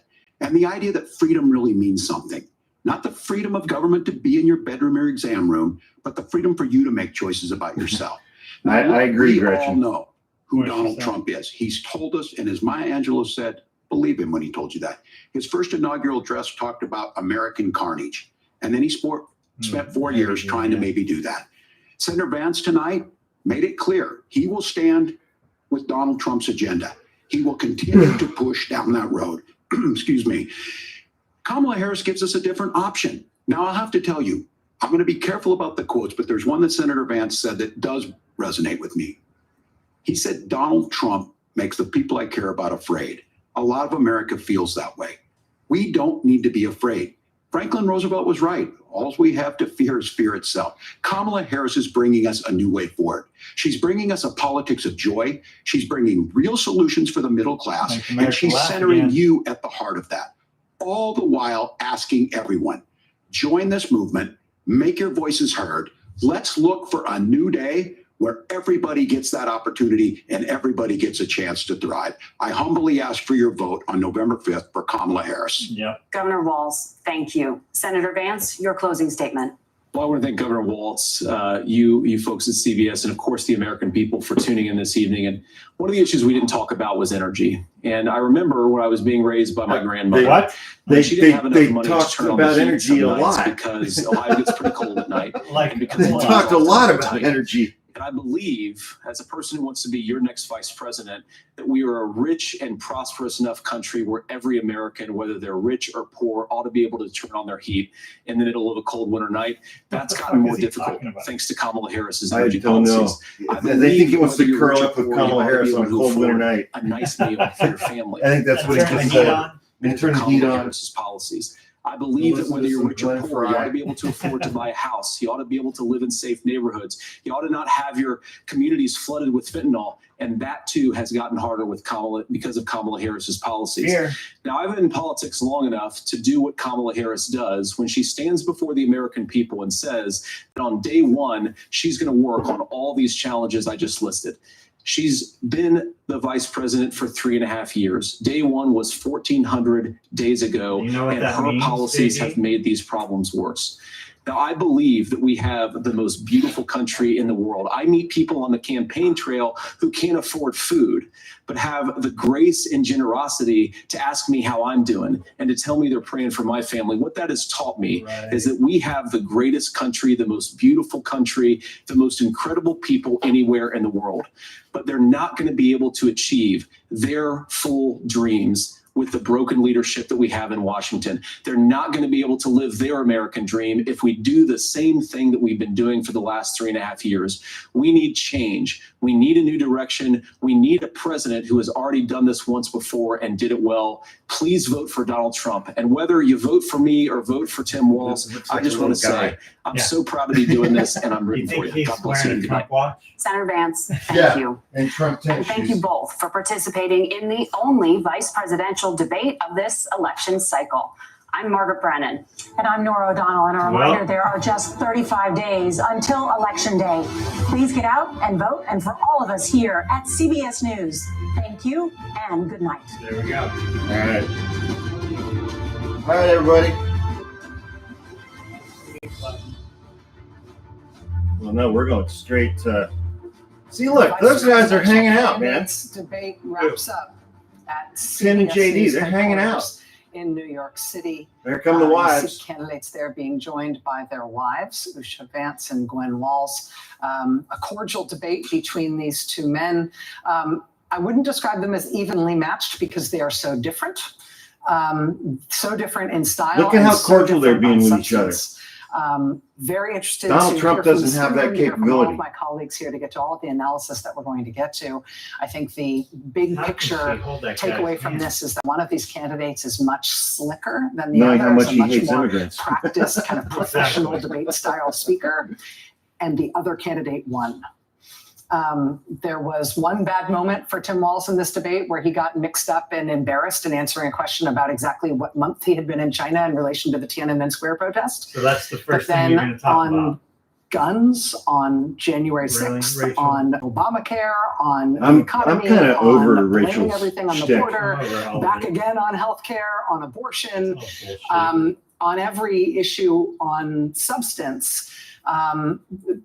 J.D. Vance was very polished and very slick, and Tim Walz beat him on all the substantive points. At least that was my take on it. I do think that there was one very blunt, very easily disprovable lie on a very important issue that is going to be real trouble for J.D. Vance coming out of this, which was him saying, I never supported a national ban on abortion.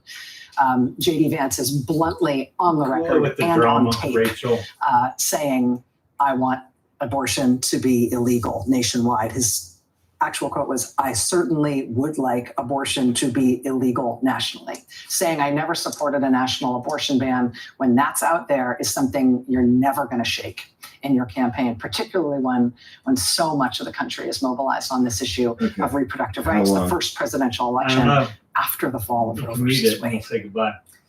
Nicole. Oh, why am I always first? Because you left the short Hang on, let's hear Nicole. So I think that J.D. Vance spent the night sort of building an intricate and beautiful fort out of toothpicks. And it was perfect. Okay. And at the end, he sneezed on it, everything fell apart, and he had to walk out of that room over the broken toothpicks. I think that God bless the people who watched the whole thing and stayed locked in on it. I checked in with about 20 people all who do this and watch this for a living, and they were kind of in and out of some parts of it. But no matter how you watch this, if you cannot say what happened in 2020, and the only reason you're there is because what actually happened in 2020 is that Donald Trump sent his supporters to hang Mike Pence, just ask them, then you lose. And I think that you know, Governor Walz had a lot of great moments. Tim Walz built that perfect artifice. I mean, J.D. Vance built this perfect artifice. He was speaking as though he were running to be Mitt Romney's wife. I mean, he was like, he spoke tonight. It was a performance that was kind of amazing and totally disconnected from the person who he's running with, Donald Trump. But still unable to say that Trump lost the election in 2020. In that moment, unable to say it. In the moment, I think everything that he did for 88 minutes was lost. Bye, Jackie. And wiped out by that one inability to tell the truth in front of a huge television audience. Chris, that moment was the moment of the night. I mean, this is like. All right, you guys, we're going to sign off for the live. Thanks for coming, everybody. Thank you, everybody, for joining us for this evening's festivities. And I hope everybody had a good time. And we'll see you guys next time. That's right. Adios, peeps. Did you end it? Well, I got to end it on this, right? Hi, guys. All right. Hi, everybody. Hi. Give him a thumbs up. How do I make it stop? End stream. End Oh, let's stream. try that button. All right. See you guys.